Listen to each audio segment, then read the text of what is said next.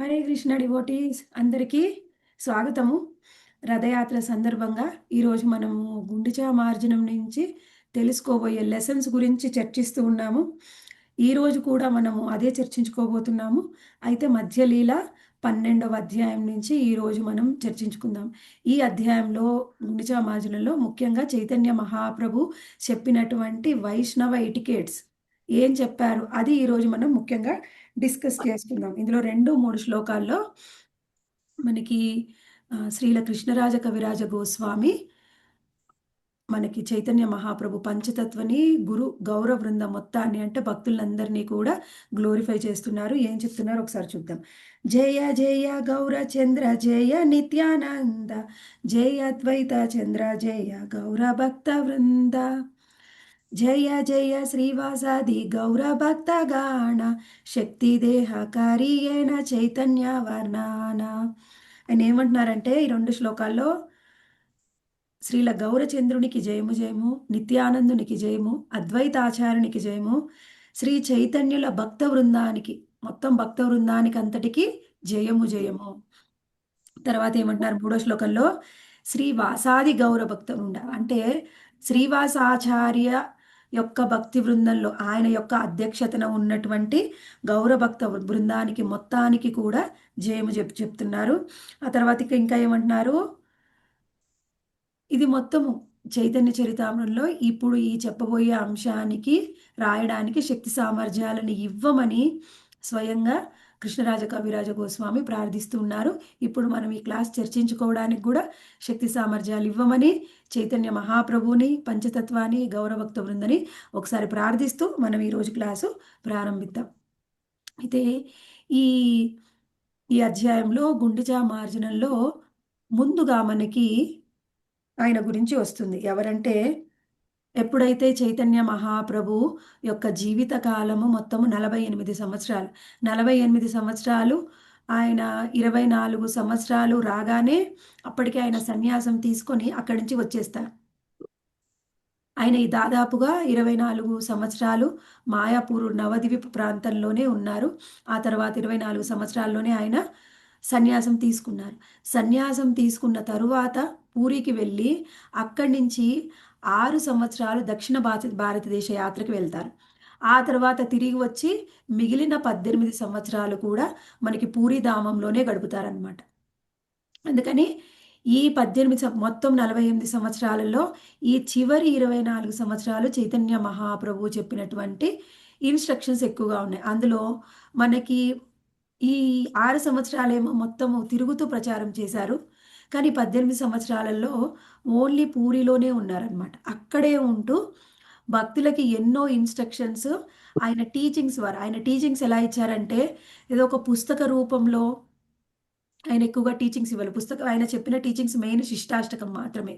మిగిలిన టీచింగ్స్ అన్నీ కూడా టీచింగ్స్ అంటే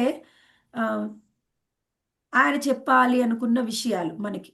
ఆయన నేర్పాలి అనుకున్న పాఠాలు. ఆ పాఠాలన్నిటిని కూడా మనకి ఆచరణ ద్వారా చూపించారు. అవేమిటి అనేది పూర్తిగా మధ్యలీల మొత్తం మనము మధ్యలీల, అంత్యలీల దాదాపుగా చైతన్య మహాప్రభు మనకి ఇవ్వాలనుకున్న పాఠాల గురించి మనము చర్చించుకుంటాం. అయితే ఈ గుండిచా మార్జనం ముందుగా చైతన్య మహాప్రభు ఎప్పుడైతే సౌత్ ఇండియా యాత్ర పూర్తి చేసుకొని వస్తారు, అంటే దక్షిణ భారతదేశ యాత్ర పూర్తి చేసుకొని పూరి వచ్చిన తర్వాత అక్కడ ఉన్నటువంటి ప్రతాపరుద్ర మహారాజు చైతన్య మహాప్రభుని కలుసుకోవాలని ఎంతో ఉత్సుకతో ఉంటారు. ఆయన రాజు అయినప్పటికీ ఆయనంతటా ఆయన వెళ్ళి అలా దర్శనం చేసుకోలేదు. ముందుగా చైతన్య మహాప్రభు పర్మిషన్ తీసుకోవాలనుకున్నారు. అందుకని సార్వభౌమ భట్టాచార్యకి లెటర్ రాస్తారనమాట. నేను చైతన్య మహాప్రభువుని కలుసుకోవాలనుకుంటున్నాను. అయితే చైతన్య మహాప్రభు ఆయన రాజు కాబట్టి కలుసుకోవడానికి ఒప్పుకోరు. నేను సన్యాసిని, నేను రాజులని కలుసుకోను అని ఆయన ఒప్పుకోరనమాట. ఆయన మళ్ళీ తిరిగి ఉత్తరం రాస్తారు. అప్పుడు మళ్ళీ ఆయన ఉత్తరం రాస్తారనమాట. ఏమంటే గౌరభక్త బృందానికి అందరికీ మీరందరూ కూడా కలిసి చైతన్య మహాప్రభువుని రిక్వెస్ట్ చేయండి. ఒకవేళ మీరు చైతన్య మహాప్రభు ఒప్పుకోనట్లయితే ఆయన దర్శనం ఇవ్వడానికి నేను ఈ రాజ్యాన్ని మొత్తాన్ని వదిలేసి ఒక భిక్షుకునయ్యి ఎత్తుకుంటాను. నేను కేవలం భిక్షా వృత్తిని తీసుకొని ఆ విధంగానే నా జీవితాన్ని కొనసాగిస్తానని చెప్తారు. అప్పుడు నిత్యానంద ప్రభు నేతృత్వంలో అందరూ కూడా భక్తులందరూ కూడా చైతన్య మహాప్రభువుని ఒప్పించడానికి వెళ్తారు. వెళ్ళిన తర్వాత కూడా చైతన్య మహాప్రభు డైరెక్ట్‌గా ప్రతాపరుద్ర మహారాజ్‌కి దర్శనం ఇవ్వడానికి ఒప్పుకోరు. ఆయన ఏం చెప్తారంటే, భక్తులందరూ రిక్వెస్ట్ చేశారు కాబట్టి ప్రతాపరుద్ర మహారాజుకి ఆయన యొక్క పుత్రుడికి దర్శనం ఇవ్వడానికి ఒప్పుకుంటారు. ఎందుకంటే పుత్రుడు తండ్రి యొక్క ప్రతినిధి. ఇప్పుడు భగవంతుడి యొక్క ప్రతినిధి ఎలా గురువో, పుత్రుడు తండ్రి యొక్క ప్రతినిధి. ఆ విధంగా మీ పుత్రుడికి దర్శనం ఇవ్వడం ద్వారా మీకిచ్చిన దాంతో సమానం. అలా అని పుత్రుడికి దర్శనం ఇవ్వాలి అనుకుంటారనమాట. నా పుత్రుడు చూడ్డానికి న నలుపు రంగులో ఉంటారు. ఆయన కూడా అదేంది పసుపు రంగు ధోతీని కట్టుకొని ఉంటారనమాట. ఎప్పుడైతే చైతన్య మహాప్రభువుని కలుసుకోవడానికి వెళ్ళగానే ఆయన్ని చూసి చాలా ఆనందించి చైతన్య మహాప్రభు ఆలింగనం చేసుకొని ఆయన యొక్క సాంగత్యాన్నిస్తారు. ఆ తర్వాత చాలా సార్లు చైతన్య మహాప్రభు యొక్క సాంగత్యం ప్రతాపరుద్ర మహారాజు యొక్క పుత్రుడికి దొరుకుతుంది. కానీ ప్రతాపరుద్ర మహారాజుకి ఇవ్వడానికి ఒప్పుకోరు. తరువాత కాలంలో ఎప్పుడైతే ఒకసారి రథయాత్ర కంటే ముందు రథయాత్ర సమయంలో చైతన్య మహాప్రభు ఒక ఉద్యానవనంలో మనకి ఈ భోగా బండార్ ఉంటుంది గదా! భోగ బండార్‌కి ఎక్కడైతే భోగా తయారు చేస్తారో దానికి దగ్గరలో ఒక ఉద్యానవనంలో చైతన్య మహాప్రభు హ్మ్. విశ్రాంతి తీసుకునే సమయంలో ప్రతాపరుద్ర మహారాజుకి అక్కడికి వెళ్ళి గోపీగీత పాడమని సీనియర్ భక్తులు ఎవరో సలహా ఇస్తారు. అప్పుడాయన వెళ్ళి గోపీగీత పాడతారనమాట. ఎవరు ఇక్కడి నుంచి పాడుతున్నారని అది విని చైతన్య మహాప్రభు అప్పుడు ప్రతాపరుద్ర మహారాజుకి దర్శనమిస్తారనమాట. అయితే ఆ తర్వాత గుండిచా మార్జనం జరుగుతుంది. యాక్చువల్‌గా ప్రతాపరుద్ర మహారాజుకి మహాప్రభు ఎందుకు దర్శనం ఇవ్వలేదు అంటే, ఆయన ఒకటే చెప్పాలనుకున్నారనమాట. అసలు ఆయన రాజయినప్పటికీ కూడా ఆయన భావం ఎలా ఉంది? ఆయన భావం ఎంతో ఆహ్, లోతైన భావం ఉండేదనమాట. మహాప్రభువు అంటే చాలా చాలా ఇష్టం. ఆయన యొక్క గొప్పతనం అందరికీ తెలియజేయాలి అనుకున్నారనమాట. అందుకనే చైతన్య మహాప్రభు స్వయంగా కృష్ణుడు ఆయన ఎప్పుడు ఏది చేసినా, ఎవరికైనా దర్శనం ఇచ్చినా, ఇవ్వకపోయినా దాని వెనకాల ప్రత్యేకమైన కారణం ఉంటుంది. ఆ కారణాలన్నీ మనకి అర్థం కాకపోవచ్చు. అర్థం కానంత మాత్రాన ఆయన ఎందుకు దర్శనం ఇవ్వలేదు అని భగవంతుడిని తప్పు పట్టాల్సిన అవసరం లేదు. ఇప్పుడు మనము భగవంతుడిని తప్పు పట్టకపోవచ్చు. కానీ కొంతమంది గురువుల్ని తప్పుపడతారు. అది ఇంకా వేరే స్థాయి. మనం ఆ స్థాయిలో గూడా లేకపోవచ్చు. కానీ కొంతమంది భక్తుల్ని తప్పుపట్టవచ్చు. కానీ ఎప్పుడూ ఎవరి భక్తుల మనసులో ఏముంటుంది అనేది మనకి తెలియదు. అందరూ కూడా ఆ కృష్ణుడిని ప్లీజ్ చేయాలి. అంటే కృష్ణుడికి సంతోషపరచాలి అనే ఉద్దేశంతోనే వాళ్ళు సేవ చేస్తూ ఉంటారు. కాకపోతే ఆ సేవ చేసినప్పుడు వాళ్ళ ఉద్దేశ్యం మనకి అర్థం కాకపోవచ్చు. కాకపోయినంత మాత్రాన ఎవరిని కూడా తప్పు పట్టాల్సిన అవసరం లేదు. ఆ విషయాన్ని మనము దీని ద్వారా తెలుసుకోవచ్చు. ఆ తర్వాత ఇక్కడ మనము చూద్దాం. అసలు చైతన్య మహాప్రభు ఏ విధంగా మనకి ఈ గుండిచా మార్జనం ద్వారా మనము ఏం తెలుసుకోవచ్చు అనేది మనం ముఖ్యంగా తెలుసుకోవాలి. చైతన్య మహాప్రభు ఆచరణ ద్వారా నేర్పాలి అనుకున్నారు. మనకి చైతన్య చరితామృతం ఎంత గొప్పది అంటే స్వయంగా శ్రీల భక్తి సిద్ధాంత సరస్వతి ఠాకూరులు ఏం చెప్పారంటే, ఒకవేళ మీరు ఎక్కడైనా వరదలు కానీ, ఏదైనా విపత్తు సమయం వచ్చినప్పుడు మిమ్మల్ని మీరే రక్షించుకోలేకపోతూ ఉన్నారు. అప్పుడు మీరు తీసుకొని వెళ్లారు. ఏమిటి భగవద్గీత, శ్రీమద్ భాగవతం, చైతన్య చరితామృతాన్ని తీసుకొని వెళ్ళట్లే. ఎప్పుడైనా కానీ ఏదైనా విపత్తు సమయాల్లో మనం ఏం తీసుకొని వెళ్ళాలి అంటే, మీకు కావాల్సినవి అత్యవసరమైనవి ఏమైనా ఉంటే తీసుకోవచ్చు. కానీ ముఖ్యంగా తీసుకోవాల్సింది ఇంట్లో ఉన్నటువంటి విగ్రహాలు, ఆ తర్వాత భాగవతం, భగవద్గీత, చైతన్య చరితామృతం. అయితే ఎవరైనా అడిగారనుకోండి, శ్రీల భక్తి సిద్ధాంత సరస్వతి ఠాకూర్‌లు ఏం చెప్పారంటే, ఒకవేళ మనము 3 కూడా తీసుకొని వెళ్ళలేని పరిస్థితుల్లో ఉన్నాము. అప్పుడు మనం ఏం చేయాలి? అని ఆయన అడిగితే, అలాంటి పరిస్థితిలో ముందుగా మీరు భగవద్గీతని విడిచిపెట్టండి. ఒకవేళ ఆ తర్వాత కూడా ఇంకా సర్వైవ్ కాలేని పరిస్థితిలో ఉంటే అప్పుడేం చేయాలంటే శ్రీమద్ భాగవతాన్ని విడిచిపెట్టండి. అయితే ఒకవేళ ఇంకా పరిస్థితి అలానే ఉంటే ఏం చేయాలి? చైతన్య చరితామృతాన్ని ఎప్పుడు కూడా విడిచిపెట్టొద్దు. చైతన్య చరితామృతంతోనే కలిసి మునిగిపోయి చనిపోండి. కానీ విడిచిపెట్టొద్దని చెప్పారు. అంత గొప్పదనమాట. మనకి భగవద్గీతలో అసలు ఎవరు దేవాది దేవుడు ఎవరు? ఆయన్ని ఎలా అర్థం చేసుకోవాలి? అసలు ఆయననే ఎలా ఉన్నారు? ఈ సృష్టి మొత్తం వ్యాపించి అన్ని విధాలుగా ఆయన ఎలా విస్తరించి ఉన్నారు అనేవి మనకి భగవద్గీతలో డీటెయిల్డ్‌గా అధ్యాయం బై అధ్యాయం మనకి వివరిస్తారు. కానీ శ్రీమద్ భాగవతంలో శ్రీకృష్ణ భగవానుడి యొక్క లీలలు, ఆయన భక్తులతో చేసిన ఆయన యొక్క అవతారాలు, ఆయన యొక్క విస్తారాలు చేసినటువంటి ఎన్నో లీలల్ని మనం చర్చించుకుంటాం.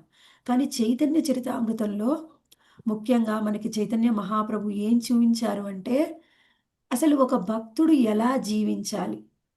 ఒక భక్తుడి యొక్క ఆచార వ్యవహారాలు ఎలా ఉండాలి అనే విషయాన్ని మనకి ఆయన జీవితం ఆధారంగా మనకి చేసి చూపించారన్నమాట. ఆచరించి చూపించారు.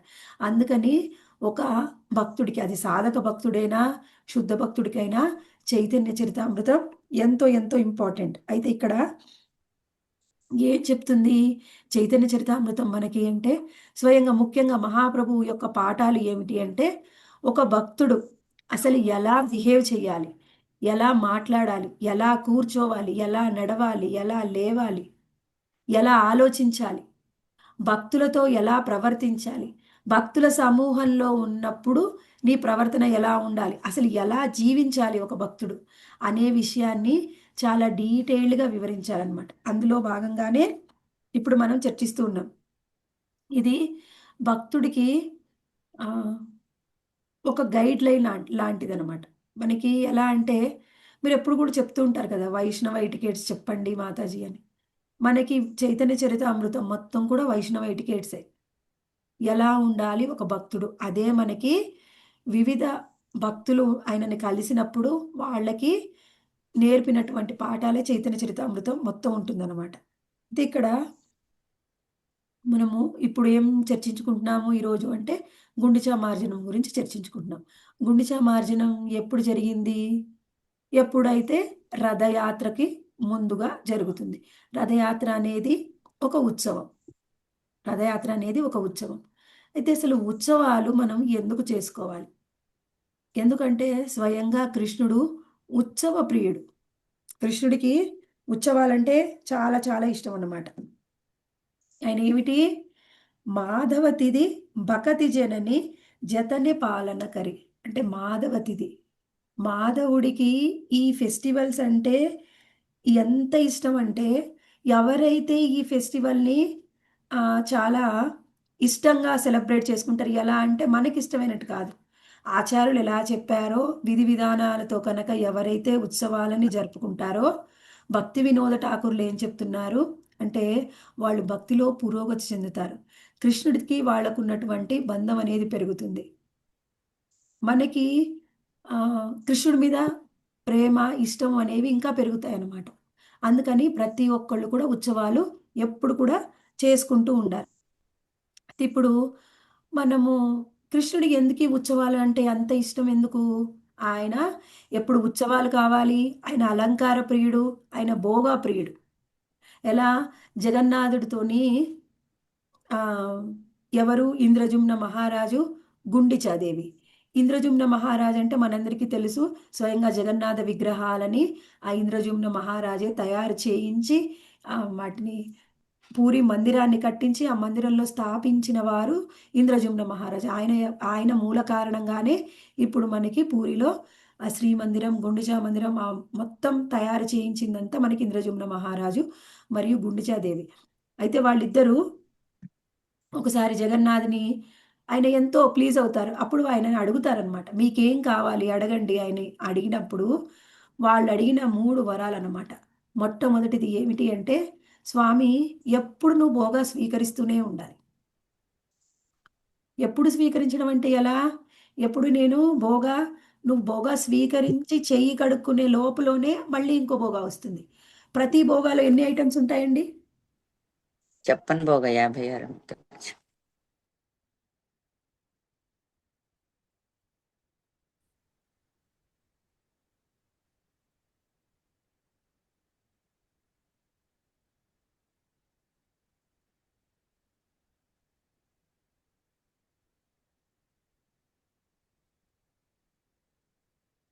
చెప్పుకున్నాం. ఎలా ఆయన చెప్పన్ భోగులో కూడా ఎన్నిసార్లు అంటే రోజుకి 6 సార్లు, 8 సార్లు చెప్పన్ భోగు జగన్నాథ్‌కి సమర్పిస్తారు. సమర్పించిన తర్వాత హారతి కూడా ఉంటుంది. అలా నీ ఎప్పుడు చెయ్యి ఆరిపోకూడదు. ఎప్పుడు నువ్వు భోగా స్వీకరిస్తూనే ఉండాలి అని మొదటి వరం అడుగుతారు. రెండోది ఎవరో చెప్పగలరా? పిల్లలు వద్దు అని అంటారు ప్రభు మాతాజీ. అది మూడోది మాతాజీ. సెకండ్. సెకండ్ ఏమిటి అంటే ఆరకూడదని అంటారు కదా మాతాజీ అదా? ప్రసాదాన్ని అందరూ స్వీకరించాలని అంటారు కదా మాతాజీ. అందరూ స్వీకరిస్తారు. ఆయనకు ఆల్రెడీ ఇచ్చింది స్వీకరిస్తారు కదా! రెండో Yes. వరం ఏమిటంటే నువ్వు ఎప్పుడు కూడా దర్శనం ఇస్తూనే ఉండాలి. హరి బోల్. ఎప్పుడు డే అంతా మళ్ళీ జగన్నాథ మందిరంలో స్పెషల్ ఏమిటంటే ఇప్పుడు ఏదైనా ఒక మందిరానికి వెళ్ళండి. ఉదయము మంగళహారతి నుంచి రాత్రి శయనవారతి వరకు టైమింగ్స్ ఉంటాయి. అవునా కాదా? అవును. జగన్నాథుడికి ఏ టైమింగ్స్ ఉండవు. ఆయన ఇష్టం. నేను అది ఊరి వెళ్ళినప్పుడు 2 టైమ్స్ కూడా ఒక్కొక్కప్పుడు ఒక్కొక్కసారి శయనారతి జరిగింది. ఒకరోజు నైట్ 12:00కి జరిగింది. అంతకుముందు అంటే 2:00 బ్రేక్ జరిగింది. దర్శనాలు ఉండవు మేడం. ఇక్కడ బ్రేక్ దర్శనం ఏముండదు, ఇంకా బ్రేకింగ్ ఏముండదు. బ్రేక్ ఉండదు ఎప్పుడు మాతాజీ. ఎప్పుడు కంటిన్యూస్ దర్శనం ఉంటుంది. ఇంకొకటి స్పెషల్ ఇంతకుముందు చెప్పాను గుర్తుందో లేదో. మరి ఇక్కడేమో ఎప్పుడు కంటిన్యూస్‌గా దర్శనం ఇవ్వమంటున్నారు. మళ్ళీ ఎప్పుడు భోగా ఆఫర్ చేస్తా అంటున్నారు. ఎప్పుడు ఆయన భోగా తినాలంటున్నారు. ఇది ఎలా సాధ్యం మాతాజీ చెప్పండి? రెండిట్లో ఏదైనా ఒకటి కరెక్ట్ కావాలి గదా! ఎలా సాధ్యం అవుతుంది? నేను ఇంతకుముందు చెప్పాను ఇది గూడా. మర్చిపోయారా? కారణం ఏంటి? అంటే ఎవరైనా పూరి ఎళ్ళిన వాళ్ళు అబ్జర్వ్ చేస్తే వాళ్ళకి అర్థమవుతుంది మాతాజీ. ఏంటంటే అనుబొమ్మలు ఉండవు కదా మాతాజీ. కనుబొమ్మలుండవు అది వేరు. ఇప్పుడు మనం ఇస్కాన్ మందిరానికెళ్తాము. అక్కడ భోగ ఆఫర్ చేసినప్పుడు ఏం చేస్తారు? కర్టెనేస్తారు గదా! కర్టన్ వేసేస్తారు. అవును మాతాజీ. మరి Yes. జగన్నాథుడికి ఎప్పుడూ దర్శనం ఇవ్వాలి అంటే మరి కర్టెనెయ్యాలా? ఆయన ఎప్పుడు తింటూనే ఉంటే, ఎప్పుడు భోగ ఆఫర్ చేస్తూ ఉంటే ఎలా? అందుకని ఏం చేస్తారంటే, జగన్నాథుడి గదికి మధ్యలోనేమో తర్వాతనేమో భక్తులు కనిపిస్తారు. భక్తుల దర్శనానికి గది ఉంటుంది. మధ్యలో ఇంకొక 2 గదులుంటాయి. ముందు దాకా పంపించేవారు. ఇప్పుడు అలా పంపియ్యరు. కొంచెం ఒక 2 గదుల ముందుగానే మనం దర్శనం చేసుకోవాలి. తర్వాత భక్తుల వెనకాల భోగా మందిరం ఉంటుంది. భోగా ఎప్పుడు కూడా వెనకాల నుంచి తెచ్చి అక్కడ ఆ మందిరంలోనే భక్తుల వెనకాల ఆఫర్ చేస్తారు. అంటే ఏంటి? భక్తులకు దర్శనానికి, జగన్నాథ్‌కి మధ్యలో బ్రేక్ ఏమి ఉండదనమాట. ఆయన భోగా స్వీకరిస్తూనే ఉంటాడు. దర్శనం కూడా ఇస్తూనే ఉంటాడు. హరి బోల్ మాతాజీ. అది చూడలేదు జగన్నాథుడు. మాతాజీ. పూరి చూడలేదు. ఆ! అది నేను కూడా ఎప్పుడు అది దర్శనానికెళ్ళినప్పుడు భోగా రూమ్ ఎప్పుడు ఓపెన్ ఉండదు మాతాజీ. నేను ఒక్కసారి మాత్రం రూమ్ ఓపెన్ చూశాను. అదేంటి భోగా ఇక్కడ పెడుతున్నారు? ఇక్కడ భక్తులున్నారు. ఇక్కడ జగన్నాథుడున్నాడు. ఈ భోగా ఏంటి ఆఫర్ చేశాక తెచ్చి ఇక్కడ పెట్టారా? ఆఫర్ చేయడానికి తెచ్చి పెడుతున్నారా? అనుకున్నాను. ఫస్ట్‌లో అయన్నీ తెలీదు. తర్వాత నాకు అర్థమైందనమాట. ఏమిటంటే ఒక భోగా ఇక్కడే ఆఫర్ చేస్తున్నారని నేను తెలుసుకున్నాను. అది చాలా ఇంపార్టెంట్ అనమాట. అది జగన్నాథుడికి మాత్రమే స్పెషల్. ఇప్పుడేంటి ఓకే. ఆయన కంటిన్యూస్‌గా భోగా ఆఫర్ చేస్తూ ఉంటారు. దర్శనం కూడా ఇస్తాడు. నైట్ కూడా అంటే మాతాజీ అక్కడ విగ్రహాలు కూడా ఉంటాయి మాతాజీ. భోగా ఇచ్చే దగ్గర కూడా ఉంటాయి విగ్రహాలు. లేదు లేదు. అక్కడే ఉండేది విగ్రహాలు. మధ్యలో భక్తులున్నా గాని ఆయన స్వీకరిస్తారు. అక్కడి నుంచి అక్కడి నుంచే స్వీకరిస్తారు. ఆయనకి ఏ కర్టెన్‌లు అవసరం లేదు. జగన్నాథుడికి. ఓకే. ఇక్కడ ఇంకేం చెప్పుకున్నాం? ఇంకా మూడో వరం. మూడో వరం ఏమిటంటే నాకు పిల్లలొద్దు. అప్పుడు జగన్నాథుడు ఆశ్చర్యపోతాడనమాట. గుండిచాదేవి అడుగుతుంది ఈ వరం. అదేంటి పిల్లలొద్దు? ఎందుకొద్దు పిల్లలు? అంటే ఆమె ఒకటి చెప్తుందనమాట. నేను ఒకవేళ పిల్లల్ని కనుక కంటే వాళ్ళకి తండ్రి తర్వాత ఆస్తి ఇది ఇంద్రజమున మహారాజు అది పిల్లలకు చెందుతుంది. కావాలి ఈ ఆస్తి అని గొడవకు రావచ్చు. లేకపోతే ఇదంతా మాది అనే అహంకారం రావచ్చు. మేమే చేపించామని అహంకారం రావచ్చు. అందుకని మాకు పిల్లలొద్దు. అందుకని స్వామి నువ్వే నాకు పిల్లవాడిలా ఉండు. అప్పుడు ఆయన ఏం చెప్తాడంటే, సరే అయితే అని ప్రతి సంవత్సరానికి ఒకసారి ఎప్పుడైతే రథయాత్ర జరుగుతుందో అప్పుడు వారం రోజులు గుండిచా మందిరానికి వెళ్ళి అక్కడ ఉంటారు. ఆ వారం రోజులు ఉన్న తర్వాత తిరిగి వచ్చేసి శ్రీమందిరానికి వెళ్ళిపోతారు. ఇది ఎప్పుడు జరుగుతుంది? మనం చెప్పుకున్నాం. ముందు రథయాత్ర ప్రారంభమయ్యేది స్నానయాత్రతో. స్నానయాత్ర అయిపోయిన తర్వాత ఆయనకు 15 రోజులు జ్వరం వస్తుంది. ఎందుకంటే ఫస్ట్ టైం ఆయన స్నానం చేస్తారు సంవత్సరంలో ఒక్కసారి. అప్పుడే ఆయనకి ట్రీట్మెంట్ జరుగుతుంది. అలాగే ఆయనకి పోయిన పెయింట్ మళ్ళీ వేస్తారు నేచురల్ కలర్స్‌తోని. ఆ తరువాత ఏం జరుగుతుంది? అప్పుడు మళ్ళీ రథయాత్ర స్టార్ట్ అవుతుంది. మనం ఇంతకుముందు కూడా చెప్పుకున్నాం. ప్రతి సేవకి కూడా సెపరేట్ డివోటీస్ ఉంటారు. ఆ గ్రూప్ వేరు. వంశపారంపర్యంగా వాళ్ళే ఆ సేవ చేస్తూ ఉంటారు. ఇప్పుడేం జరిగింది? రథయాత్ర చెయ్యాలి. స్నానయాత్ర అయిపోయాక రథయాత్ర. ఈ రథయాత్ర ఎన్ని రోజులు జరుగుతుంది? 1 ఆర్ 2 డేస్. ఎన్ని రోజులైనా జరగొచ్చు. హ్మ్. జగన్నాథుడి ఇష్టం. ఒక రోజులో అయిపోవచ్చు. 2 రోజులు పట్టొచ్చు.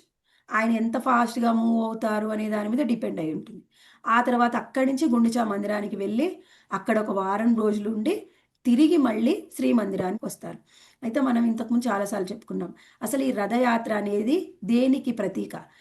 కృష్ణుడు మనకి యశోదామాత ఎలాగంటే, శ్రీకృష్ణ భగవానుడి జీవితంలో జరిగినటువంటి ఒక ప్రతి చిన్న ఇన్సిడెంట్‌ని ఒక ఉత్సవంలాగా చేసేదనమాట. ఇప్పుడు మనం కూడా పిల్లలకి చేస్తాం. కానీ అంత ఎత్తున ఉత్సవాలు కాదు. ఏదో సింపుల్‌గా. ఫస్ట్ ఏమిటి? బోర్ల పడితే ఒక ఉత్సవం. లేసి కూర్చుంటే ఒక ఉత్సవం. నడిస్తే ఉత్సవం.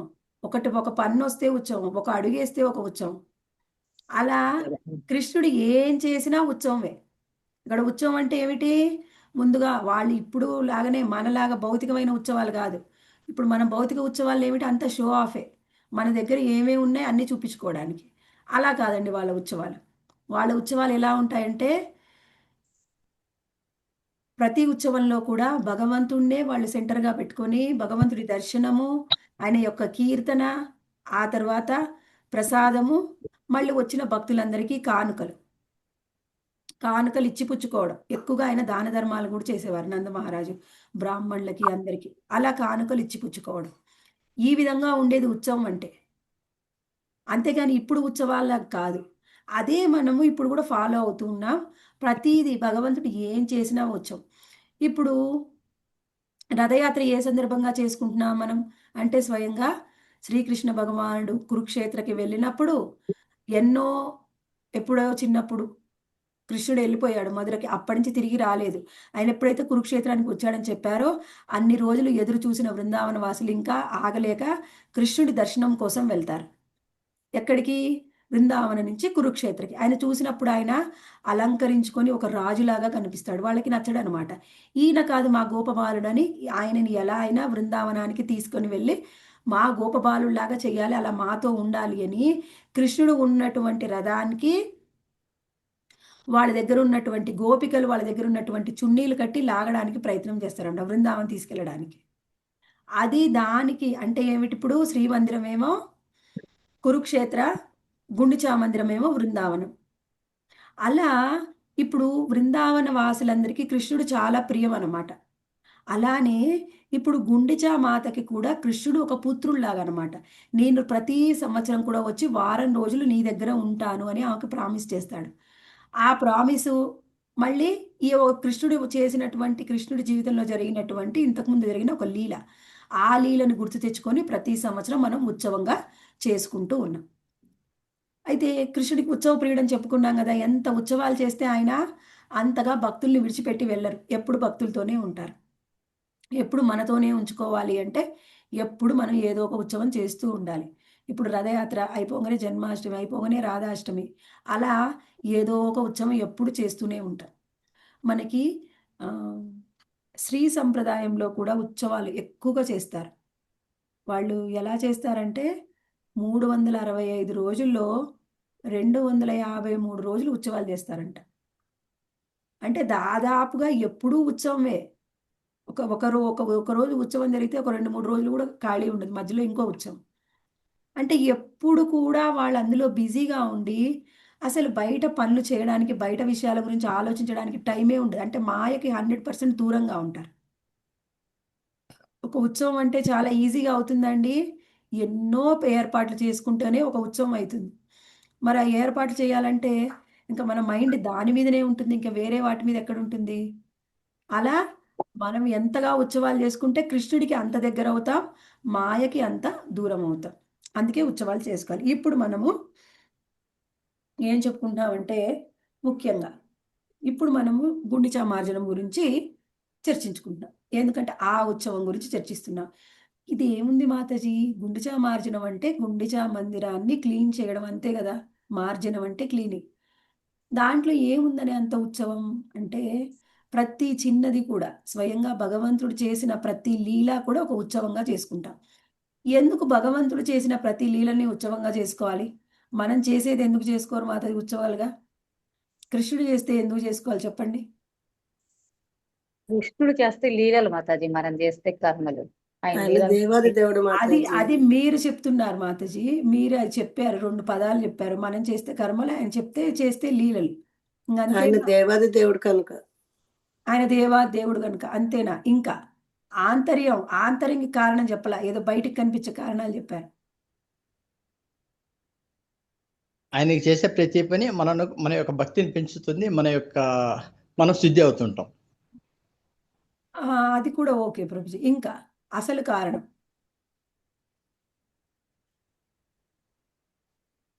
కృష్ణుడిని ఎప్పుడు మర్చిపోకూడదు. చెప్పండి ప్రభుజీ. కృష్ణుడిని ఎప్పుడు మర్చిపోకుండా ఉండటం కోసం.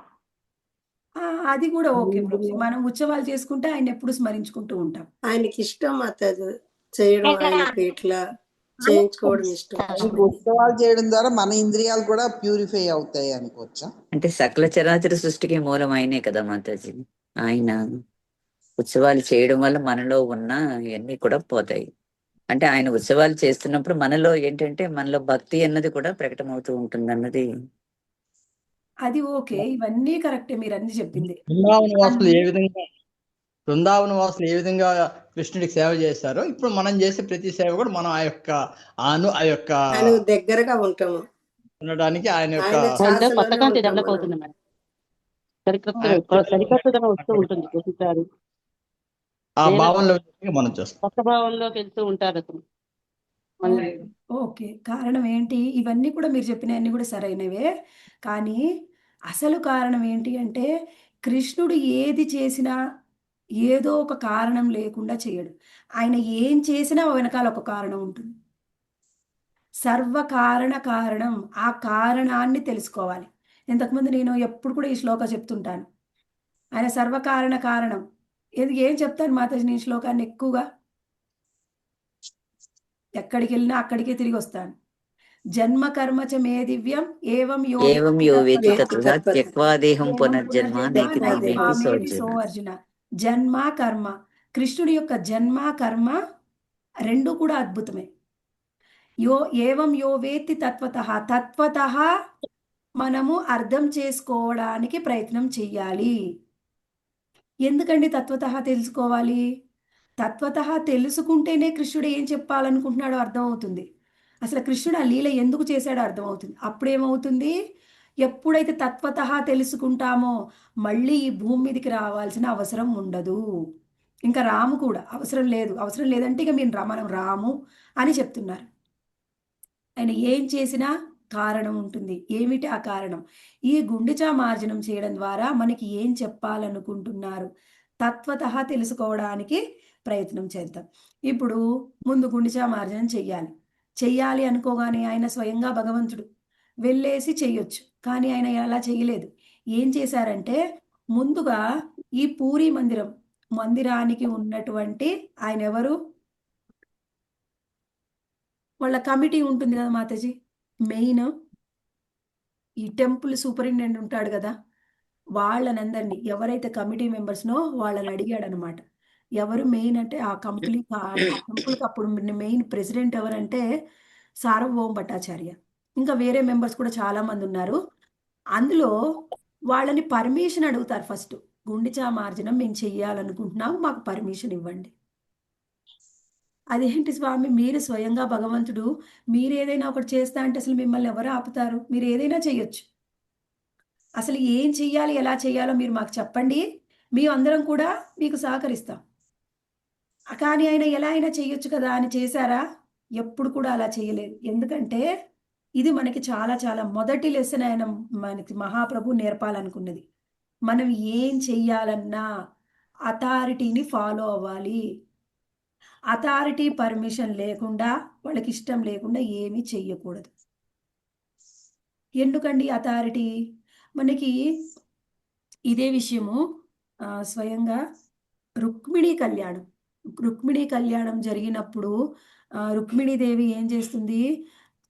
స్వయంగా కృష్ణుడిని వివాహం చేసుకోవాలనుకున్నప్పుడు కృష్ణుడికి మీద ఆమెకున్నటువంటి ప్రేమను ఒక లేఖ రూపంలో రాసి ఒక బ్రాహ్మణుడికి ఇచ్చి కృష్ణుడి దగ్గరికి పంపిస్తుంది.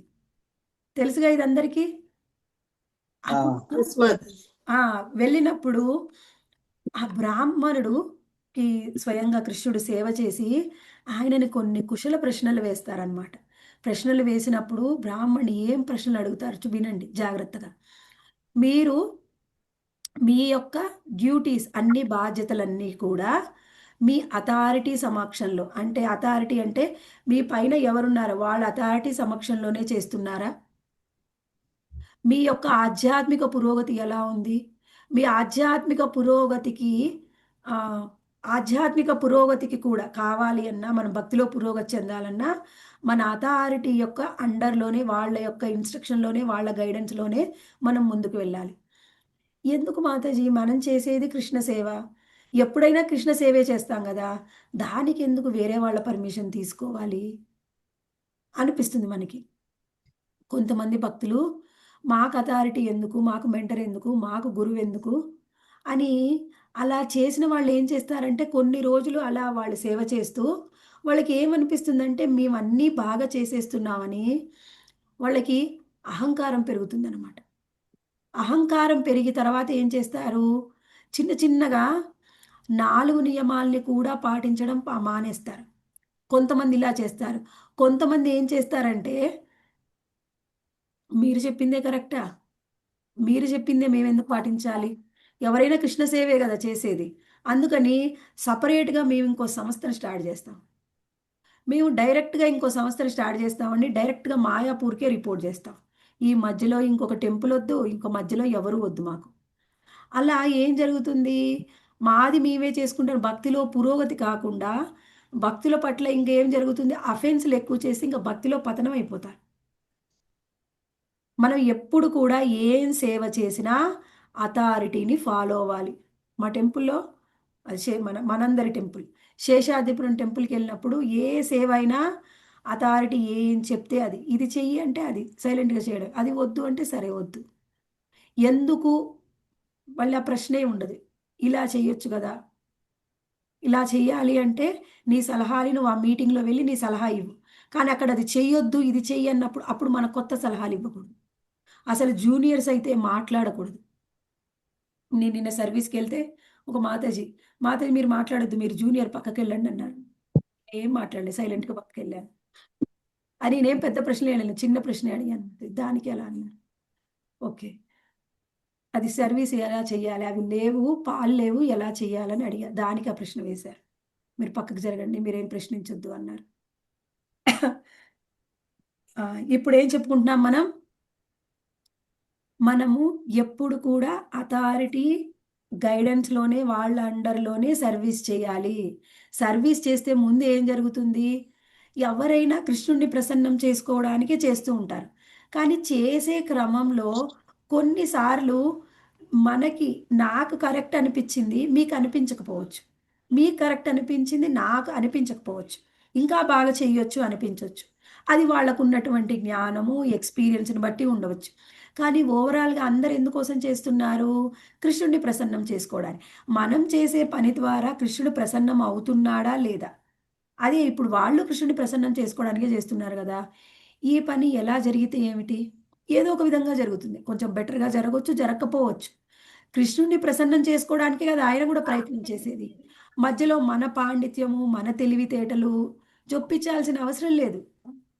ఒకవేళ కృష్ణుడు ఆ విధంగా చేసిన ఆయన వల్లనే ప్రసన్నమవుతాడేమో తెలియదు. అది మనం ఆలోచించాలి. ఎప్పుడైనా కలిసినప్పుడు నార్మల్‌గా కావాలి అంటే సజెషన్ ఇవ్వచ్చు. మన లెవెల్‌లో అయితే, మన పై స్థాయిలో అయితే వాళ్ళడిగితే తప్ప మనం చెప్పకూడదు. అదొకటి మనము తెలుసుకోవాలి. ఆ తర్వాత ఇప్పుడు మనము ఫస్ట్ ఇన్‌స్ట్రక్షన్ ఏమిటి?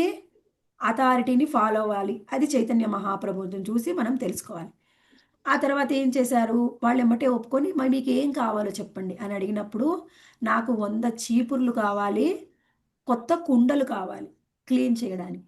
సరే వెంటనే వాళ్ళు ఒప్పుకొని అన్నీ తెప్పించారనమాట. అప్పుడు ఎంతోమంది భక్తుల్ని పిలిచారు క్లీన్ చేయడానికి.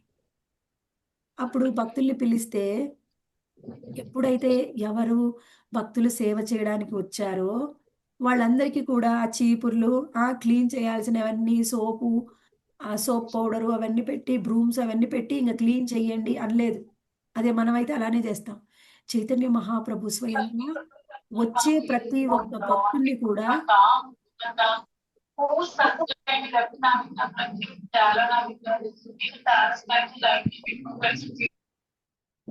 ప్రతి ఒక్క భక్తుడిని కూడా రిసీవ్ చేసుకుంటున్నారు. ఎలా అంటే వాళ్ళందరికీ చందనం అద్ది, వాళ్ళ మీద పన్నీరు చల్లి వాళ్ళందరినీ కూడా రిసీవ్ చేసుకుంటున్నారు చైతన్య మహాప్రభు. అప్పుడు వాళ్ళందరికీ కూడా సేవ చేయడానికి లోపలికెళ్తున్నారు. కానీ మహాప్రభు ముందు దగ్గర ఉండి బయట అందరినీ రిసీవ్ చేసుకుంటున్నారు. అదేమిటండి? ఎందుకు రిసీవ్ చేసుకోవాల్సిన అవసరం ఏముంది? వాళ్ళు క్లీన్ చేయడానికి వచ్చారు. వాళ్ళ రిసీవింగ్ ఏముంది? ఏమేం కావాలో ఇస్తే సరిపోతుంది గదా! సేవ అయిపోతుంది గదా! ఇది కూడా చాలా ముఖ్యం. ఎప్పుడైతే కృష్ణ మందిరాన్ని శుభ్రం చేయడానికి వచ్చారో, అప్పుడే వాళ్ళు చాలా గొప్పవాళ్ళు. వాళ్ళు ఎప్పుడైతే లోపలికి వెళ్లి సేవ చేస్తారో, వాళ్ళలో ఉన్నటువంటి ఎన్నో అనర్థాలు తొలగిపోతాయి. వాళ్ళు కృష్ణుడికి ప్రియమవుతారు. కృష్ణుడికి దగ్గరవుతారు. ఎప్పుడైతే వాళ్ళు కృష్ణుడికి దగ్గరవుతారో, దగ్గర అవ్వడానికంటే ముందుగానే వాళ్ళు భక్తులు కాబట్టి వాళ్ళని రిసీవ్ చేసుకోవడం, వాళ్ళకి గౌరవం ఇవ్వడం మన బాధ్యతగా చైతన్య మహాప్రభు స్వయంగా భక్తులు ఎవరైతే వస్తున్నారో వాళ్ళు ఎంత గొప్పవాళ్ళు, వాళ్ళు వైష్ణవులని వాళ్ళకి రెస్పెక్ట్ ఇస్తున్నారనమాట. ఎక్కడ? గేట్ దగ్గర. ఎక్కడ? వాళ్ళందరినీ లోపలికి తీసుకెళ్ళడానికి ముందుగానే. అలా అందరూ లోపలికి వెళ్లారు. ఆ మందిరం క్లీనింగ్ కూడా స్టార్ట్ అయిపోయిందనమాట. ఇక్కడ మనం క్లీనింగ్ చేయాలి అంటే ఎలా చేయాలి? మనం కూడా మందిరానికి వెళ్తే క్లీన్ చేస్తాం.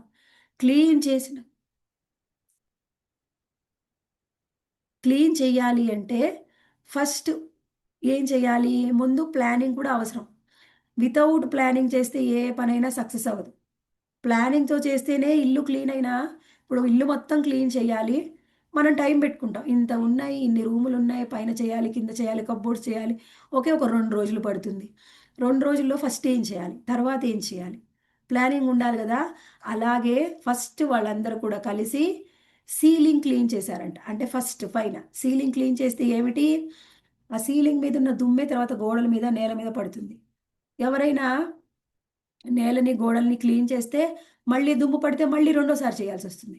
అందుకని సేవ చేస్తూ ఈ సేవ బెటర్‌గా చెయ్యాలి అంటే ఎలా చెయ్యాలి అని ఆలోచనతోని వాళ్ళందరూ సేవ చేయడం ప్రారంభించారు. ఇది చాలా ముఖ్యం. మనమందరం కూడా ఏ సేవ చేసినా మందిరంలో, సెంటర్‌లో ఎక్కడైనా మనకేదైనా ఒక సేవ ఇస్తే ఆ సేవ చేసేటప్పుడు ఓన్లీ బాడీనే కాదు మైండ్ కూడా యూజ్ చేయాలి. ఈ సేవని ఒక్కొక్కసారి మనకి చెప్తారు. మీరు ఒక ఐటెమ్ తయారు చేయండి. అంటే దాన్ని టేస్టీగా, రుచిగా ఉండడానికి ఏమేమేసి తయారు చెయ్యాలి, అలా చెయ్యాలి. పేరుకి నామ్‌కే వాస్తేగా చేయకూడదు. అంటే బుర్రతోని చేస్తే ఏమవుతుంది? బుర్రను ఉపయోగించి చేస్తే చాలా బెటర్‌గా చేయగలం. అలా వాళ్ళందరూ కూడా అది ఉపయోగిస్తూ చేస్తూ ఉన్నారు. ఆ తర్వాత అలా క్లీనింగ్ చేసినప్పుడు ఇంకొక ముఖ్యమైన విషయం ఏమిటి అంటే, సేవ చేయడానికి ఒకటమే కాదు, సేవ చేయించడం కూడా ఒక కళ. ఇప్పుడు అందరం కూడా దాన్ని మేనేజింగ్ అంటారు. అందరూ అన్ని పనులు చేయగలుగుతారా? అందరూ అన్ని పనులు చేయలేరు. ఎవరు ఏ పని చేయగలరో వాళ్ళకి ఆ సేవ ఇచ్చి వాళ్ళ ద్వారా ఆ పని చేయించుకోవాలి. ఆ పని చెయ్యలేని వాళ్ళతోని మనం ఆ పని చేయించాలని ప్రయత్నం చేస్తే అంత మంచిగా సక్సెస్ అవ్వకపోవచ్చు. అందుకని ఎవరికి ఏ సేవ ఇవ్వాలి, ఎవరికి ఏ సేవ ఇవ్వకూడదు, ఏ సేవైనా ఇవ్వాలి అంటే వాళ్ళు సీనియర్ భక్తులకివ్వాలి, ఇనిషియేటెడ్ భక్తులకివ్వాలి. ఇవి కూడా రూల్స్ ఉంటాయి. ఏదైనా మనకి బ్రాహ్మణ దీక్ష తీసుకున్న వాళ్ళకి ఏం సేవ ఇవ్వాలి, హరినామ దీక్ష తీసుకున్న వాళ్ళకి ఏం సేవ ఇవ్వాలి, కొత్తకొచ్చిన భక్తులకి ఏం సేవ ఇవ్వాలి, ఈ విషయాన్ని కూడా మనం తెలుసుకోవాలి. తెలుసుకొని వాళ్ళకున్న కెపాసిటీని బట్టి వాళ్ళకున్న కమిట్మెంట్ని బట్టి సేవ ఇవ్వాలి. ఒకసారి మనం సేవ ఇచ్చేసామనుకోండి, ఇచ్చేసిన తర్వాత కొంతమంది ఇలా ఉంటారు. రేపు పొద్దున్నే టయానికి చూస్తే మీరు ఆ టయానికి ఎవరు ఉండరు. ఫస్ట్ టైం మాకు సెంటర్‌లో జన్మాష్టమి సెలబ్రేషన్ అప్పుడు కూడా అంతే జరిగింది. ఎవరికి సేవ ఇచ్చామో వాళ్ళు లేరు. అది మేము మేనేజ్ చేసుకున్నాం కానీ, మనం ఇప్పుడు అర్థం చేసుకోవాలి. ఎవరు ఏ సేవ చేయగలరు అని. అది కూడా మనము తెలుసుకోవాలి. అయితే ఇక్కడ గుండిచా మందిరంకి వెళ్ళిన తర్వాత జగన్నాథుడిని ఎక్కడ ఏ సింహాసనం మీదైతే ఉంచుతారో, ఆ సింహాసనాన్ని మాత్రం స్వయంగా మహాప్రభు స్వయంగా క్లీన్ చేస్తున్నారనమాట. ఎవరికీ ఇవ్వలేదు. ఒకసారి ఆహ్, శ్రీల ప్రభుపాదుల వారు, శ్రీల ప్రభుపాదుల వారు హ్మ్. గురు పూజ మహోత్సవం జరుగుతూ ఉంటే, అప్పట్లో అక్కడ ఉన్న వాళ్ళు సీనియర్ డివోటీస్‌లో తమాల్ కృష్ణ మహారాజ్ చాలా సీనియర్ అనమాట. తమాల్ కృష్ణ మహారాజ్ మొత్తము ఆ ఉత్సవంలో అన్ని పనులు కూడా అందరి భక్తులకి డెలిగేట్ చేసి మొత్తం ఉత్సవాన్ని చాలా మంచిగా సెలబ్రేట్ చేస్తున్నారు. ఎప్పుడైతే గురు పూజ, గురు హారతి ఉంటుంది గదా! అప్పుడు ఆ సేవ కూడా ఇంకొక డివోటీకిచ్చారు. ఆయన చేస్తూ ఉన్నారు. అప్పుడు ప్రభుపాద ఆపమని చెప్పి, "ఎక్కడ ఉన్నారు తమాల్ కృష్ణ" అని, "తమాల్ కృష్ణని పిలవండి" అన్నారు. తమాల్ కృష్ణ మహారాజ్ వచ్చారు. వచ్చిన తర్వాత, "ఈ గురు పూజ నువ్వు అందరికంటే సీనియర్ కదా! నువ్వు కదా చెయ్యాలి. వేరే వాళ్ళకిస్తున్నావేంటి" అని తమాల్ కృష్ణ మహారాజ్‌తోనే చేయించారనమాట. అంటే ఎవరికి ఏ సేవ ఇవ్వాలి అనే విషయాన్ని కూడా మనము తెలుసుకొని ఉండాలి. అందరికీ అన్ని సేవలు అంత సూట్ అవ్వవు. అలానే కృష్ణుడితోని ఎందుకంటే, ఇప్పుడు మనం ముఖ్యంగా ఏం తెలుసుకోవాలంటే, గురువుతో అయినా, కృష్ణుడితో అయినా, ఫ్యామిలీతో అయినా రిలేషన్‌షిప్ అనేది కరెక్ట్‌గా మనకి ఉండాలి. కరెక్ట్‌గా లేకపోతే ఏం జరుగుతుంది, కొంతమందుంటారు 100% ఫ్యామిలీనే చూసుకుంటారు. భక్తి అనేది సెకండరీ చేస్తారు. కానీ ముందు నా ఫ్యామిలీకే ఇంపార్టెన్స్ 100% తర్వాత టైం ఉంటే ఏదైనా భక్తికి సెకండరీ. అలా చేస్తే ఏం జరుగుతుందంటే, కృష్ణుడితో మనకుండే బంధం ఏమిటి అంటే వర్టికల్. మన కుటుంబ సభ్యులతోని, భక్తులతోని ఉండే బంధం హారిజాంటల్. అంటే ఇలా ఉంటుంది మన బంధం. కృష్ణుడితోని ఇలా ఉంటుంది. ఎప్పుడైతే ఇందులో స్ట్రాంగ్ ఉన్నామండి అనుకోండి ఫ్యామిలీ మెంబర్స్‌తోని, ఎప్పటికైనా కృష్ణుడితో బంధంలో ఇబ్బందులొస్తాయి. కృష్ణుడితోని సేవలో, ఆయన బంధంలో ఇబ్బంది వచ్చిందంటే ఏమిటి? ఆటోమేటిక్‌గా కుటుంబ సభ్యుల మధ్యలో కూడా ఇబ్బందొస్తుంది, గొడవలొస్తాయి. కృష్ణుడితో నేను సరిగ్గా చేసుకుంటున్నానండి, కుటుంబ సభ్యులతో సంబంధం లేదు. అలా కూడా కుదరదు. అప్పుడు కుటుంబ సభ్యులు ఇబ్బంది పెడుతుంటే, అప్పుడు కూడా మన చాంటింగు, మన సేవలకి అడ్డం వస్తుంది. అందుకని ఎప్పుడు కూడా మనము ఏ బంధమైనా జాగ్రత్తగా మనము ప్రాపర్‌గా డిజైన్ చేసుకోవాలి. ఇది కూడా భక్తి అనేది కూడా ఒక కళనే. భక్తులతోని, కృష్ణుడితోని మళ్ళీ బయట ఉద్యోగ వ్యాపారాల్లో కూడా మనం రాణించాలి అంటే, ఇదంతా కూడా ఒక కళ. మనము ఈ విషయంలో ఎక్కువగా సీనియర్ భక్తుల గైడెన్స్ తీసుకోవాలి. సీనియర్ భక్తుల గైడెన్స్ తీసుకుంటేనే మనము పురోగతి చెందగలం. లేకపోతే కుటుంబంలో కానీ, భక్తిలో కానీ ఎక్కడైనా ఒక చిన్న ఇబ్బందొచ్చిందనుకోండి, వెంటనే భక్తిలో వెనకబడిపోతాం. అందుకని ఇక్కడ మనము అన్నీ కూడా చాలా ప్రాపర్‌గా డిజైన్ చేసుకోవాలి. ఈ విషయాన్ని కూడా మనకి చెప్తున్నారు. ఎందుకంటే ఏ పని చేసినా మనం వితౌట్ ఇంటెలిజెన్స్ చేస్తే ఆ పని సరిగ్గా సక్సెస్ అవ్వదు. అలా ఇప్పుడు సీలింగ్ అయిపోయిన తర్వాత వాల్స్ తర్వాత ఏమేం బిల్డింగ్స్ ఉన్నాయి అక్కడ గుండిచా మందిరంలో ఉన్న ఒక స్మాల్ బిల్డింగు, బిగ్ బిల్డింగు, ఆ తర్వాత జగన్నాథుని ఉంచే సింహాసనము, ఆ తర్వాత బయట ఇంకొక మందిరం ఉంటుంది. అవన్నీ కూడా వరుసగా భక్తులందరూ కలిసి చాలా బాగా క్లీన్ చేసేశారు. క్లీన్ చేసినాక అసలు ఈ సర్వీస్ అనేది ఏంటి? ఎలా మనం క్లీన్ చేస్తాము? క్లీన్ చేయడం వల్ల మనలో వచ్చే భేదం ఏమిటి? అసలు సర్వీస్ ఎందుకు చేయాలి? అనిపించొచ్చు. నిన్న మా అమ్మాయి నేను సర్వీస్‌కెళ్ళొచ్చానంటే, "ఇంట్లో ఎప్పుడు కిచెన్‌లో వంటే చేస్తావు కదా! మళ్ళీ మమ్మీ అక్కడికి కూడా ఎళ్లి వంటే చేసావా? ఇంకేదైనా చేయొచ్చు గదా!" అంటే మనం ఇక్కడ ఏమర్థం చేసుకోవాలి? సర్వీస్ అంటే ఏమిటి? అసలు సర్వీస్ మూడేమిటి? అసలు సర్వీస్ ఎందుకు చెయ్యాలి? మనకి మొన్న కూడా చెప్పుకున్నాం మనం. భాగవతంలో చాలా ఇంపార్టెంట్ శ్లోకం. ఏమిటది? అత శ్రీకృష్ణ నామాది నభవేద్ గ్రాహ్యమింద్రియే సేవోన్ముఖేః జిహ్వాదౌ స్వయమేవ స్ఫురత్యదా. ఎప్పుడైతే శ్రీకృష్ణ భగవాన్ అత శ్రీకృష్ణ నామాది నభవేద్ గ్రాహ్యమింద్రియే, కృష్ణ భగవానుణ్ణి మనం అర్థం చేసుకోవాలి, ఆయన నామాన్ని అర్థం చేసుకోవాలి అంటే మనకి మన ఇంద్రియాలతోని అర్థం అవ్వము. సేవోన్ముఖేహి జిహ్వాదౌ. జిహ్వాదౌ అంటే జిహ్వ అంటే నాలుక. నాలుక ద్వారా సేవ చేయడం అంటే ఏమిటి? భగవంతుడి యొక్క నామాన్ని ఉచ్చరించడం. ఎప్పుడైతే ఆయన నామాన్ని, ఆయన గుణగణాలని కీర్తిస్తామో అప్పుడేం జరుగుతుంది? సేవోన్ముఖేహి జిహ్వాదౌ స్వయమేవ స్ఫురత్యదా. స్వయంగా నేను వాళ్ళకి అర్థమవుతాను. సేవ ద్వారానే కృష్ణుడు మనకి అర్థమవుతాడు. సేవ చేసే వరకు ఎప్పుడు కూడా మనకి భక్తులు అర్థం కారు. ఇప్పుడు మీరు మందిరానికి వెళ్ళారనుకోండి, చాలా పెద్ద పెద్ద మందిరాలు ఉంటాయి మనకి. ఫేమస్ మా శేషాద్రిపురం మందిరమే ఉంది. వెళ్ళినప్పుడు చాలామంది భక్తులు వచ్చి వెళ్ళిపోతూ ఉంటారు. వెళ్తూ ఉంటే మనకంటూ ఎవరు తెలిసిన వాళ్ళు మెంటర్స్ ఎవరు లేకపోతే ఏం జరుగుతుంది? వెళ్తారు, వస్తారు, వెళ్తారు, వస్తారు. నువ్వు ఎన్ని ఇయర్స్ అయినా వెళ్తూనే వస్తూనే ఉంటావు. మనకి వాళ్ళలో పురోగతి అనేది ఉండదనమాట. కానీ ఎప్పుడైతే ఎవరైనా వాళ్ళని చూసి, వాళ్ళని పలకరించి, మీరు ఎన్నో ఏళ్ళ నుంచి వస్తున్నారు, మీరేమైనా సర్వీస్ చేస్తారని అడిగితే చేస్తామంటే, ఎప్పుడైతే వాళ్ళు సేవ చేయడం ప్రారంభిస్తారో, ఆ సేవ చేయడం ప్రారంభించే వరకు కూడా వాళ్ళు కృష్ణుడికి అటాచ్ అవ్వలేరు. ఇప్పుడు ఏదైనా ఒక చిన్న సేవనే ఇవ్వండి. మాతాజీ ప్రతిరోజు ఆదివారం మీరు ఈ టైంకి ఇక్కడికి రండి. ఇక్కడికి వచ్చిన తర్వాత ఈ డోర్ మ్యాట్స్ అన్నీ తీసేసి కొత్త డోర్ మ్యాట్స్ వేయండి. చిన్న సేవే ఇచ్చారనుకోండి. అప్పుడు ఏమనిపిస్తుంది? అమ్మో! నాకు సర్వీస్ ఇచ్చారు. 12 గంటలకల్లా నేను అక్కడ ఉండాలి. ఎందుకంటే 12 గంటలకల్లా నేను మార్చాలి. నాకు ఈ సర్వీస్ ఇచ్చారు. టైంకి కరెక్ట్‌గా వెళ్తాం, అవి తీసుకొస్తాం, ఇవి తీసేస్తాం. పోనీ మీరేం డోర్ మ్యాట్లు అన్నీ క్లీన్ చేసి బయటేమి ఆరబెట్టక్కర్లేదు. మార్చే సేవే ఇచ్చారనుకోండి. అదైనా టైంకెళ్ళాలి. మీకు మాతాజీ మీకిచ్చిన సేవ ఏమిటంటే కొత్తిమీర కట్ చేయాలి. కాకపోతే మీరు కట్ చేసేది మాకు 11:00కల్లా అయిపోవాలి. ఎందుకంటే 11:00కి మేము వంట చేస్తాం. 1:00కల్లా వంట చేసి ఆడబెట్టాలి.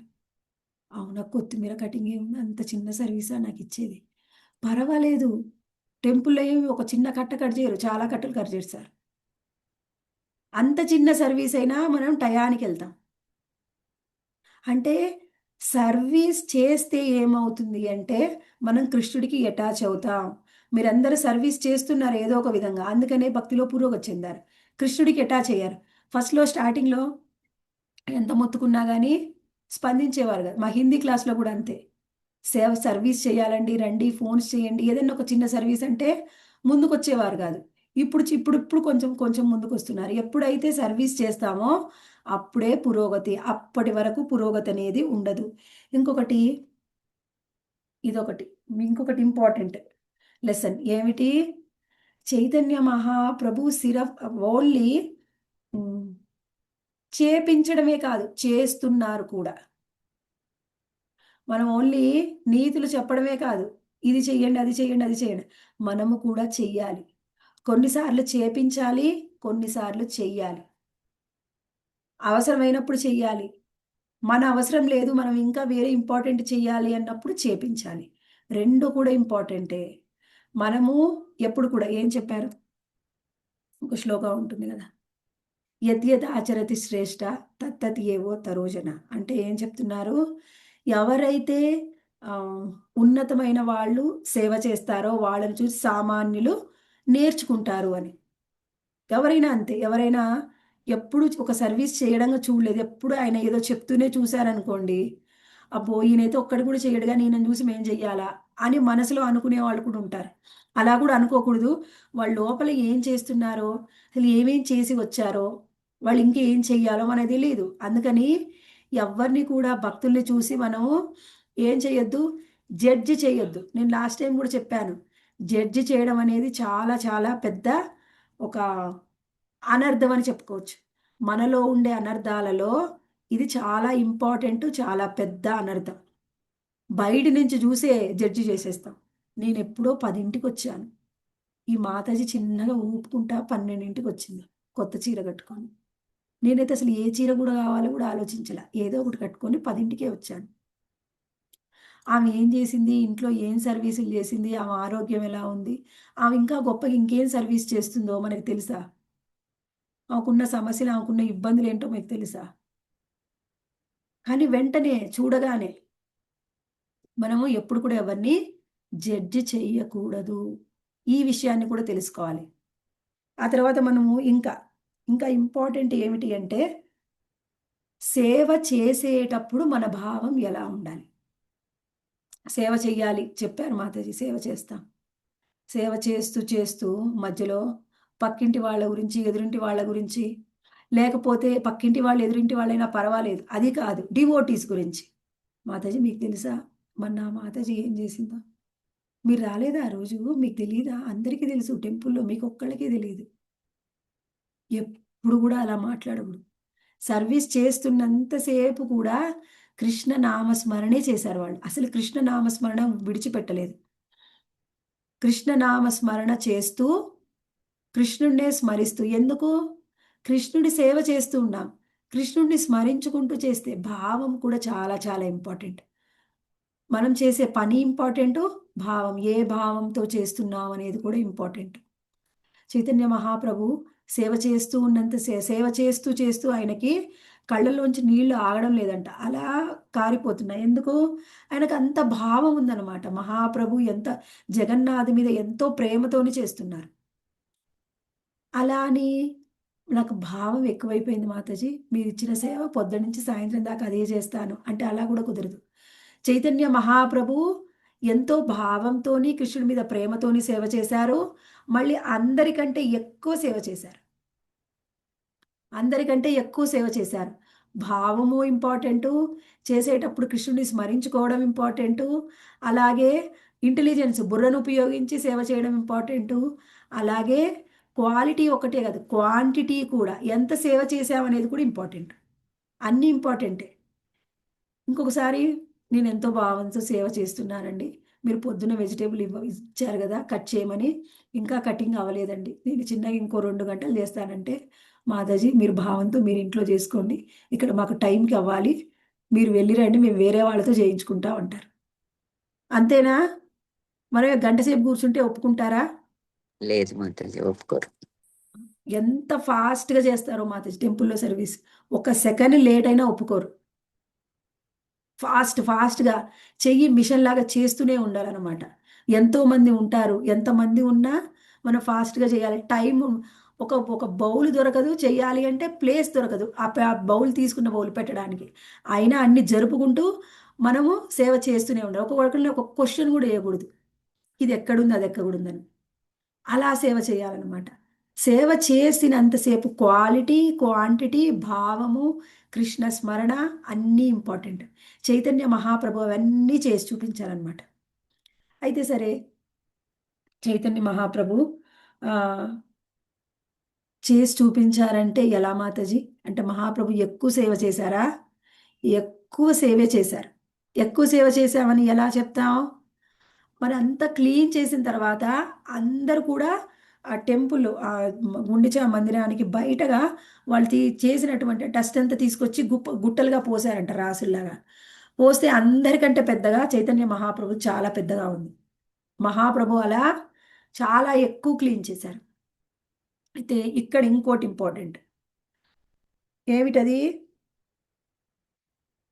ఇక్కడ మనం ఏం క్లీన్ చేస్తున్నాము? క్లీన్ చేసేది ఏమిటి అంటే గుండిచా మందిరాన్ని క్లీన్ చేస్తున్నాం. కానీ అది దేనికి ప్రతిగా? మనలోని అనర్థాలని క్లీన్ చేసుకోవడం చాలా ఇంపార్టెంట్. అది దానికి ప్రతీక అనమాట. ఎప్పుడైతే నువ్వు మందిరాన్ని క్లీన్ చేస్తావో అప్పుడు మనలో ఉన్న అనర్థాలు కూడా క్లీన్ అవుతాయి. అలా అని నేను సేవ చేస్తానండి, నా అనర్థాలు పోతాయి కాబట్టి నేను టెంపుల్కి వెళ్ళి సేవ చేసి వస్తాను. ఎందుకంటే అనర్థాలు పోగొట్టుకోవడానికి. ఇదేమవుతుంది మాతాజీ? ఈ విధంగా ఆలోచిస్తే దాన్ని ఏమంటారు? మన లాస్ట్ వీక్ క్లాస్లో నేను చెప్పాను. భౌతికమైన ఆలోచన మాత్రమే. బిజినెస్ మాతాజీ. అపరాధం. బిజినెస్ కూడా అపరాధం, బిజినెస్ కూడా మాతాజీ. అనర్థాలు ఉంచుకొని మనం సేవ కావాలి. చేయకూడదు.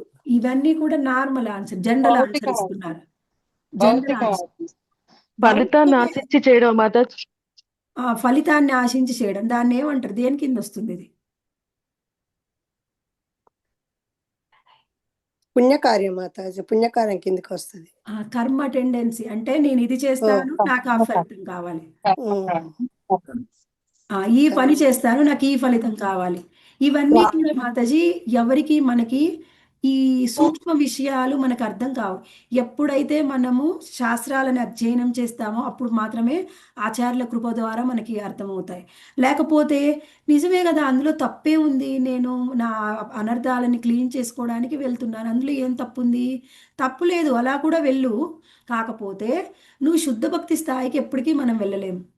మనం శుద్ధ భక్తి చెయ్యాలి అంటే కర్మ టెండెన్సీ కూడా, అది కూడా ఒక అనర్థం, దాన్ని కూడా వదిలించుకోవాలి. మనం ఎందుకు వెళ్ళాలి మాతాజీ మందిరానికి, సేవకి ఎందుకు వెళ్ళాలి? భగవంతుని తృప్తిపరచడానికి, భగవంతుని ఆ, ఆనందపరచడానికి. కృష్ణుడిని ప్లీజ్ చేసుకోవడానికి. భగవంతుడి ప్రీత్యర్థం. భగవంతుడి ప్రీత్యర్థం, కృష్ణుడిని సంతోషపరచడానికి నేను వెళ్ళి కృష్ణుడికి భోగా చేసి పెడతాను. అది చాలా టేస్టీగా ఉండాలి. నేను టేస్టీగా చేయలేనండి, టేస్టీగా వేరే మాతాజీలు చేస్తారు, లేకపోతే వాళ్ళకి నేను సహాయం చేస్తాను, నాకు అంత బాగా రాదు. అలా చేయడానికి నాకు ఇంకా ఎలిజిబిలిటీ, యోగ్యత కూడా లేదు.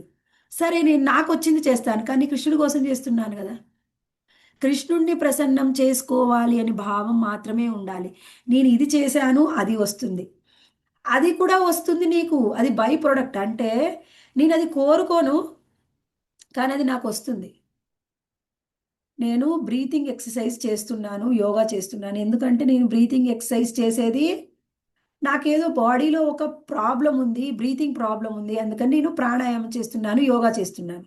నువ్వు ప్రాణాయామం యోగా చేస్తే నీకు ఈ బ్రీతింగ్ ఉన్న ప్రాబ్లం పోవచ్చు, దానితో పాటు ఫిట్నెస్ కూడా వస్తుంది. వస్తుందా రాదా? అని ఫిట్నెస్ ఏమిటి? అది ఒక బై ప్రొడక్ట్, అది కంపల్సరీగా వస్తుంది. దానికోసం నువ్వు స్పెషల్గా ఏమి ప్రయత్నం చేయక్కర్లా. ఇక్కడ మనం అర్థం చేసుకోవాల్సింది ఏమిటి? ఇవన్నీ కూడా మీరు కోరుకోకపోయినా కృష్ణుడు ఇస్తాడు, కాకపోతే అవన్నీ బై ప్రొడక్ట్స్, తప్పకుండా వస్తాయి, మనం కోరుకోక్కర్లేదు. మనకేమిటి? ఇలా ఈ నిరంతరం మన మనసులో ఏం చేసినా నేను కృష్ణుడిని ప్రసన్నం చేసుకోవాలి, ఏం చేస్తే నేను కృష్ణుడిని ప్రసన్నం చేసుకోగలను, నా భావం ఎలా ఉండాలి, ఆ నేను ఏ విధమైన భావం, నేను అంతా చేశానండి, కానీ అక్కడికి వెళ్ళి అడిగాను, ఇది ఎలా ఉందండి ఐటమ్ అంటే, చాలా బాగుంది మాతాజీ, అందరు చెప్పాలి, చాలా బాగా చేశారు మీరు, చాలా బాగా చేశాను అందరు చెప్పినా చెప్పకపోయినా. ఒకవేళ చేస్తూ చెయ్యాలి అని కోరికతో వెళ్ళి సరిగ్గా చెయ్యలేకపోయినా మనకు సంబంధం లేదు, మన ప్రయత్నం మనం చెయ్యాలి, వచ్చినా రాకపోయినా ఇంకా ఆయనకే వదిలేయాలి. ఒక్కొక్కసారి మన చేతుల్లో ఉండకపోవచ్చు, మనం రాధారాణిని ప్రే చేసుకొని చేస్తే అన్నీ ఆటోమేటిక్గా బాగొస్తాయి. అది అది ఆ భావం కూడా ఉండాలి. మనం రాధారాణి యొక్క సర్వెంట్స్గా చేయాలి, బిహాఫ్ ఆఫ్ రాధారాణి, అంటే చేసేది ఆమె, కానీ ఆమె తరపున మనం చేస్తున్నాం.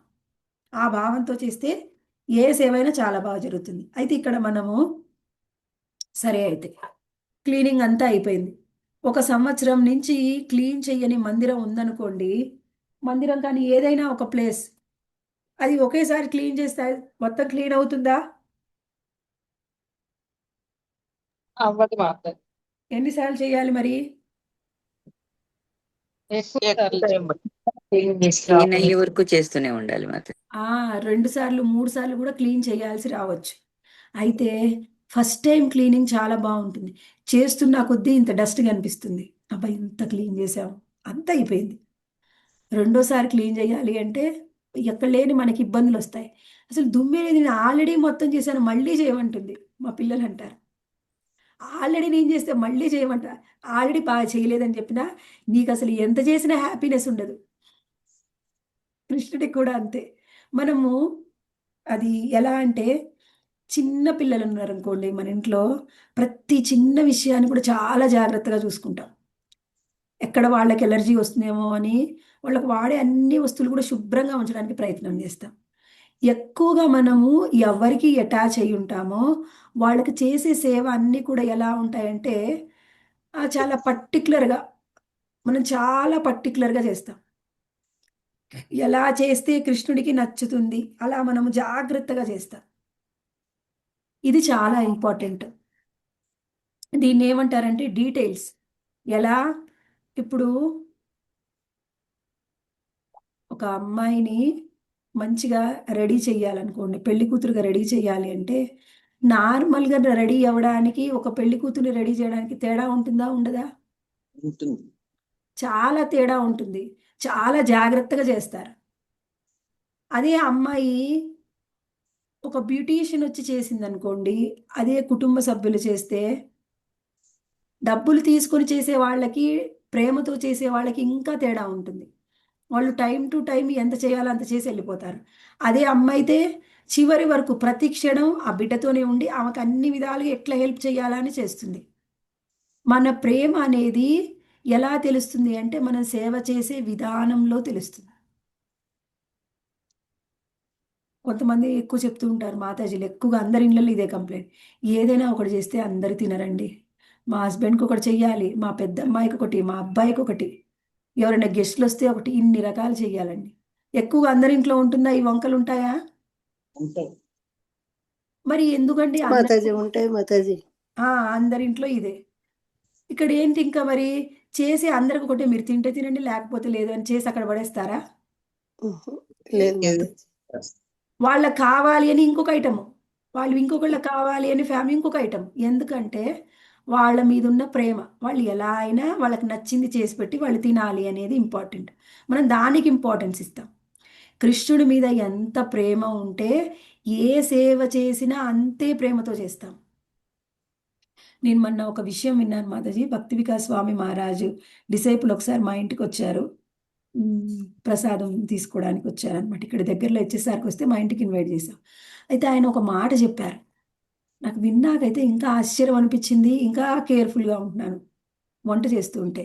ఒకసారి నిత్యానంద ప్రభు జాహ్నవ మాత కుకింగ్ చేస్తూ ఉంటే అన్నం అంతా వండిన తర్వాత అంటే లైట్గా కింద కొంచెం మాడిందంట.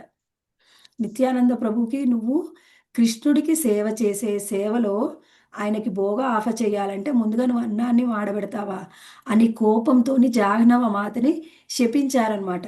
నువ్వు పిల్లలే పుట్టరు పో అని, నువ్వు గుడ్రాలుగా ఉండిపోతావని. అది విన్న తర్వాత నాకు అనిపించింది, అబ్బబ్బబ్బా ఎంత గొప్పగా వంట చేస్తున్నాను, ఎంత జాగ్రత్తగా ఉండాలి కృష్ణ సేవలో, ఇంకా ఎంత జాగ్రత్తగా ఉండాలి అని. అంటే ఇక్కడ అలా అని మళ్ళీ మీరు తప్పు పట్టకండి నిత్యానంద ప్రభుని. ఆ తరువాత కాలంలో నిత్యానంద ప్రభు, చైతన్య మహాప్రభు వాళ్ళు భగవద్ధామానికి వెళ్ళిన తర్వాత మొత్తం కృష్ణ చైతన్య మూమెంట్ని మొత్తము ఈ నవద్వీప ధామలో, ఈ బెంగాల్లో మొత్తం ముందుంది నడిపించింది జాహ్నవ మాతనే. ఆమెకి ఏ విధమైన ఇంకా అటాచ్మెంట్స్ లేవు. ఆమె కేవలం కృష్ణ సేవకే ఉండిపోతుంది అనమాట. ఏదైనా మనకి బయటికి ఒకటిగా అనిపిస్తుంది, ఈ శుద్ధ భగవంతుడు కానీ శుద్ధ భక్తులు ఏదైనా చేస్తే బయటికి ఒకటి అనిపిస్తుంది, కానీ లోపల ఇన్నర్ మీనింగ్ ఉంటుంది. ఇంకా దానికి మనం అలా అని నిత్యానంద ప్రభు ఇలాంటి వాళ్ళ అని మనం అలా భావించకూడదు. అది చాలా తప్పు. ఇదే జడ్జిమెంటల్. బయట వాళ్ళని కూడా చూసి అలానే జడ్జి చేస్తూ ఉంటాం. ఈ ఆలోచన విధానం ఉంటుంది, కానీ అలా ఆలోచన విధానం మార్చుకోవాలి, అది తెలుసుకోవాలి మనం. అంటే ఎంత ప్రేమ ఆయనకి కృష్ణుడి మీద అంటే కొంచెం కూడా సేవలో తేడా రానియరు, అంత జాగ్రత్తగా సేవ చేస్తారనమాట.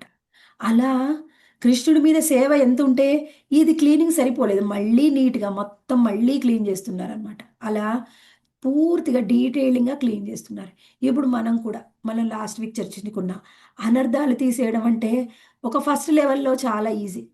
4 నియమాలు పాటించడము, ఆనియన్ గార్లిక్ వదిలేయడము, 16 మాలలు జపించడము, ఇది అందరికీ టఫ్ ఏం కాదు, అంత టఫ్ ఏం కాదు మాతాజీ. భక్తిలోకి వచ్చినాక ఈ మాత్రం చేయలేమా?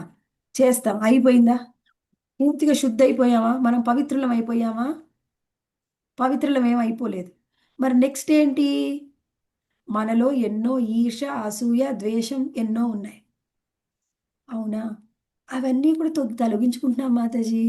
ఈర్ష, అసూయ, ద్వేషం కూడా తొలగిపోతున్నాయి, పూర్తిగా తొలగిపోయాయి మాతాజీ. ఇంకా లెవెల్లో చాలా బాగా సాధన చేసి చేసి అవి కూడా పోగొట్టుకున్నారనుకోండి, నెక్స్ట్ లెవెల్ థర్డ్ టైం ఎలా?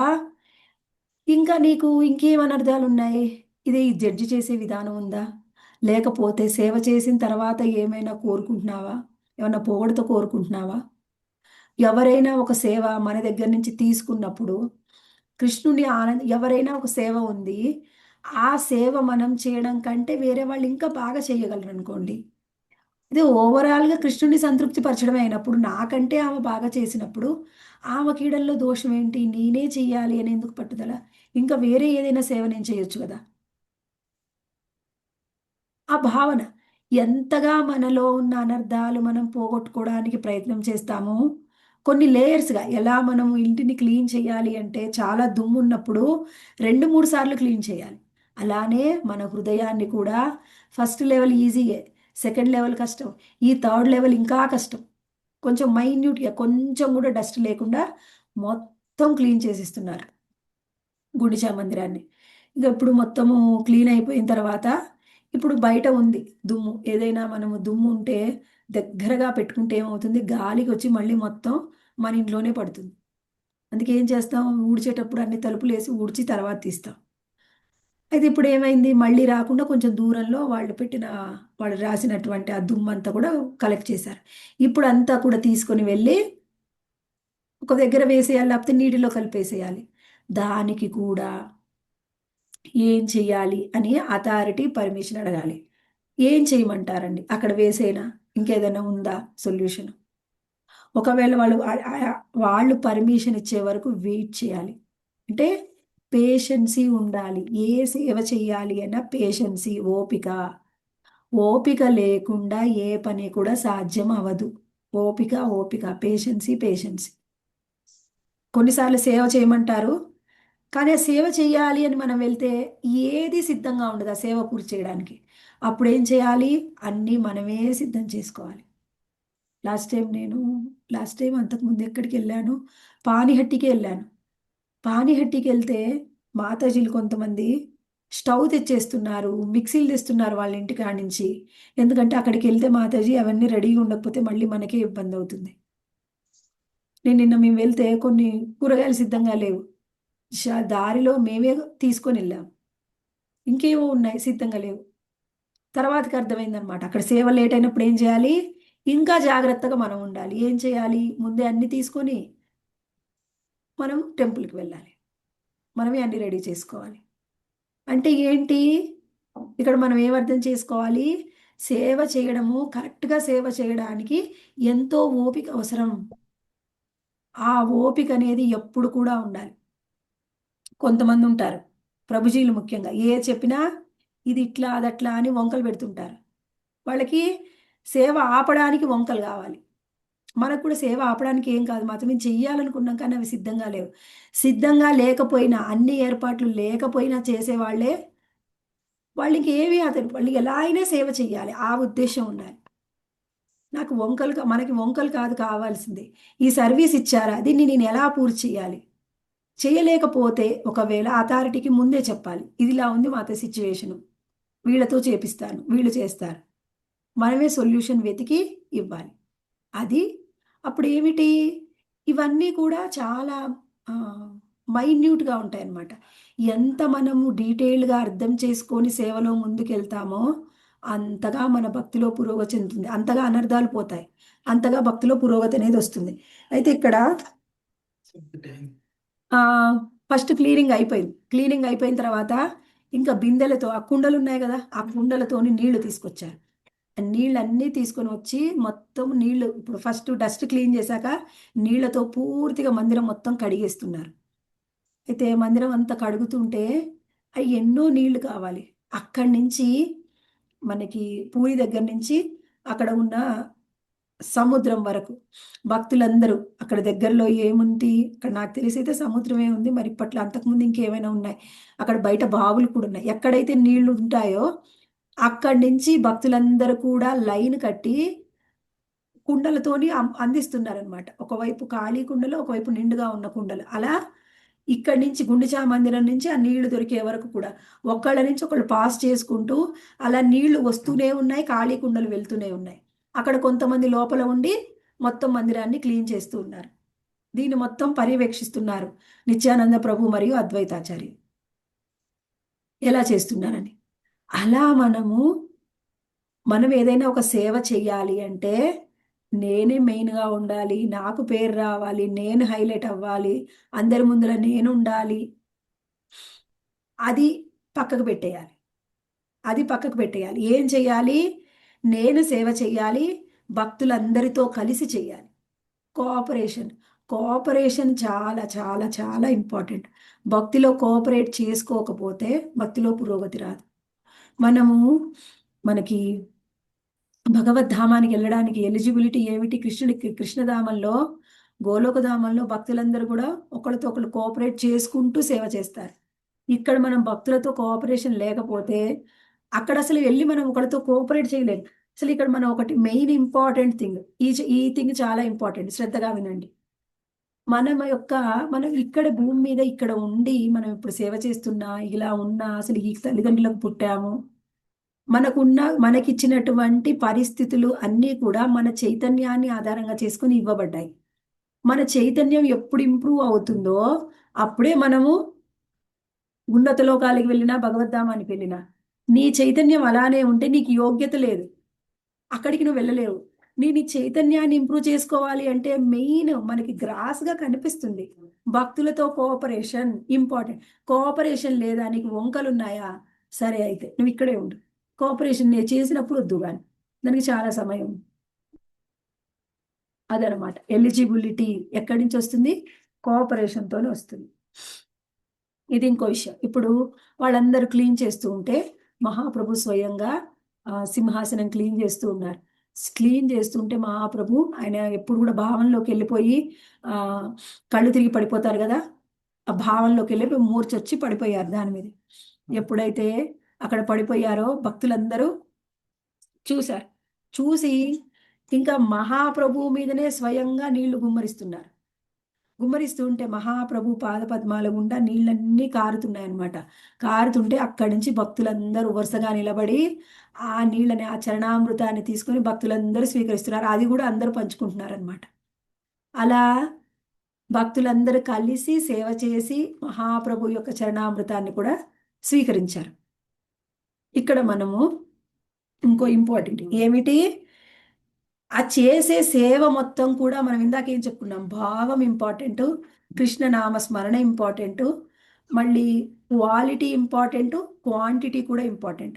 ఈ విషయాన్ని కూడా మనము చెప్పుకున్నాం. ఇక్కడ ఇంకా ఏం చెప్పేదంటే, సేవ అంతా చేసిన తర్వాత మన భావం ఎలా ఉంది. ఇప్పుడు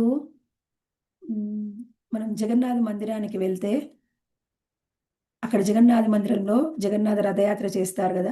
రథయాత్ర చేసేటప్పుడు జగన్నాథుడికి స్వయంగా ప్రణామాలు చేసిన తర్వాత భక్తులందరూ కూడా ఒకరికొకరు ప్రణామం చేసుకుంటున్నారంట. అది ఎందుకండి అలా ప్రణామం చేసుకుంటున్నారు అంటే, జగన్నాథ రథయాత్రలో స్వయంగా పాల్గొన్నావు నువ్వు, ఎంత కృప ఉంటే పాల్గొన్నావు. ఒకవేళ ఇప్పుడు జగన్నాథ రథయాత్ర చేసావు కాబట్టి మళ్ళీ భౌతిక లోకానికి రావాల్సిన అవసరం ఉండదు, భగవద్ధామం వెళ్ళిపోవచ్చు. కృష్ణ కృప ఉంటే మనలో అనర్థాలు పోగొట్టుకుంటే కేవలం జగన్నాథ రథయాత్రతోనే మనం భగవద్ధామానికి వెళ్ళిపోవచ్చు. రథయాత్ర అంత పవర్ఫుల్. కృష్ణుడిని స్వయంగా బృందావనికి ఆహ్వానిస్తున్నాం అంటే కృష్ణుడిని స్వయంగా మన మనసులోకి ఆహ్వానిస్తున్నాం. అక్కడ అనర్థాలు తీసేసి క్లీన్గా ఉంటే కృష్ణుడు వచ్చి అక్కడే ఉంటారు. ఇంకా కృష్ణుడే వచ్చి అక్కడ కొలువై ఉన్నాక మన చైతన్యంలో మార్పు వస్తుంది. మళ్ళీ ఇక్కడికి రావాల్సిన అవసరం, ఇక్కడ ఉండాల్సిన అవసరం ఉండదు. ఇక భగవద్ధామానికి డైరెక్ట్గా వెళ్ళవచ్చు. అంత గొప్ప కృప నీకు లభించింది, రథయాత్రలో నువ్వు పాల్గొంటున్నావు అని భక్తులు ఒకరికొకరు నమస్కారం చేసుకుంటారన్నమాట. అంటే భక్తుల్ని మనము కోఆపరేషనే కాదు, భక్తుల్ని పొగడాలి కూడా, ప్రైజ్ కూడా చెయ్యాలి. ప్రైజింగ్ కూడా, భక్తుల్ని పొగడడం కూడా చాలా ఇంపార్టెంట్. ఎవరికి ఏ అర్హత ఉందో వాళ్ళు చేశారనుకోండి, ఎవరైనా పక్క వాళ్ళకి తెలియకపోతే ఈ మాతాజీ చేసింది సేవ బాగుందండి, అగో ఈ మాతాజీ చేసిందండి చాలా బాగా చేసింది, మనం పొగడతలు స్వీకరించడం కాదు, ఎవరికి అది చెందుతుందో అది వాళ్ళకి ఇచ్చేయాలి. పొగడతని స్వీకరించడమే కాదు, ఎవరిది వాళ్ళకి అది ఇవ్వడం, అది కూడా చాలా ఇంపార్టెంట్. అయితే ఇక్కడ మనము ఇంకో ముఖ్యమైన విషయం, మనము క్లీనింగ్ చేయాలనుకోండి, ఏదైనా మనము డివోటీస్ కానీ మందిరానికి వెళ్తే ఈజీగా మనం ఏం తీసుకోకుండా క్లీన్ చేస్తాం. కానీ భౌతిక లోకంలో ఎక్కడ ఎవరు ఏది క్లీన్ చేయాలన్నా ఫ్రీగా చేస్తారా? వాళ్ళకి ఎంతో కొంత రుసుము చెల్లించాలి. ఫ్రీగా ఎవరు చెయ్యరు. కానీ ఇంకొకటి ఫ్రీగా చేయొచ్చు. ఎవరైతే మనలో ఉన్నటువంటి అనర్థాలని ఎత్తి చూపిస్తూ ఉంటారు. వాళ్ళకి నిజంగానే అనర్థాలు కనిపించొచ్చు. కొంతమందికి వాళ్ళకున్నటువంటి ఈర్ష్య, అసూయల ద్వారా అనర్థాలు ఎతకవచ్చు. ఏదైనా ఒకటి. కాకపోతే వాళ్ళు వితౌట్ ఎనీ మనం ఏం పే చేయకుండానే, మనం అడగకుండానే మనలో ఉన్న అనర్థాలని ఎత్తి చూపిస్తూ ఉంటారు కొంతమంది. అది యాక్చువల్‌గా మనం చాలా బాధపడుతుంటాం. కానీ ఆ విషయాన్ని కూడా మనము మన ప్యూరిఫికేషన్ కోసం వాడుకోవచ్చు. నిజంగానే ఆమె చెప్పింది ఏమైనా నాలో ఉందా? మనని మనం చెక్ చేసుకోవాలి.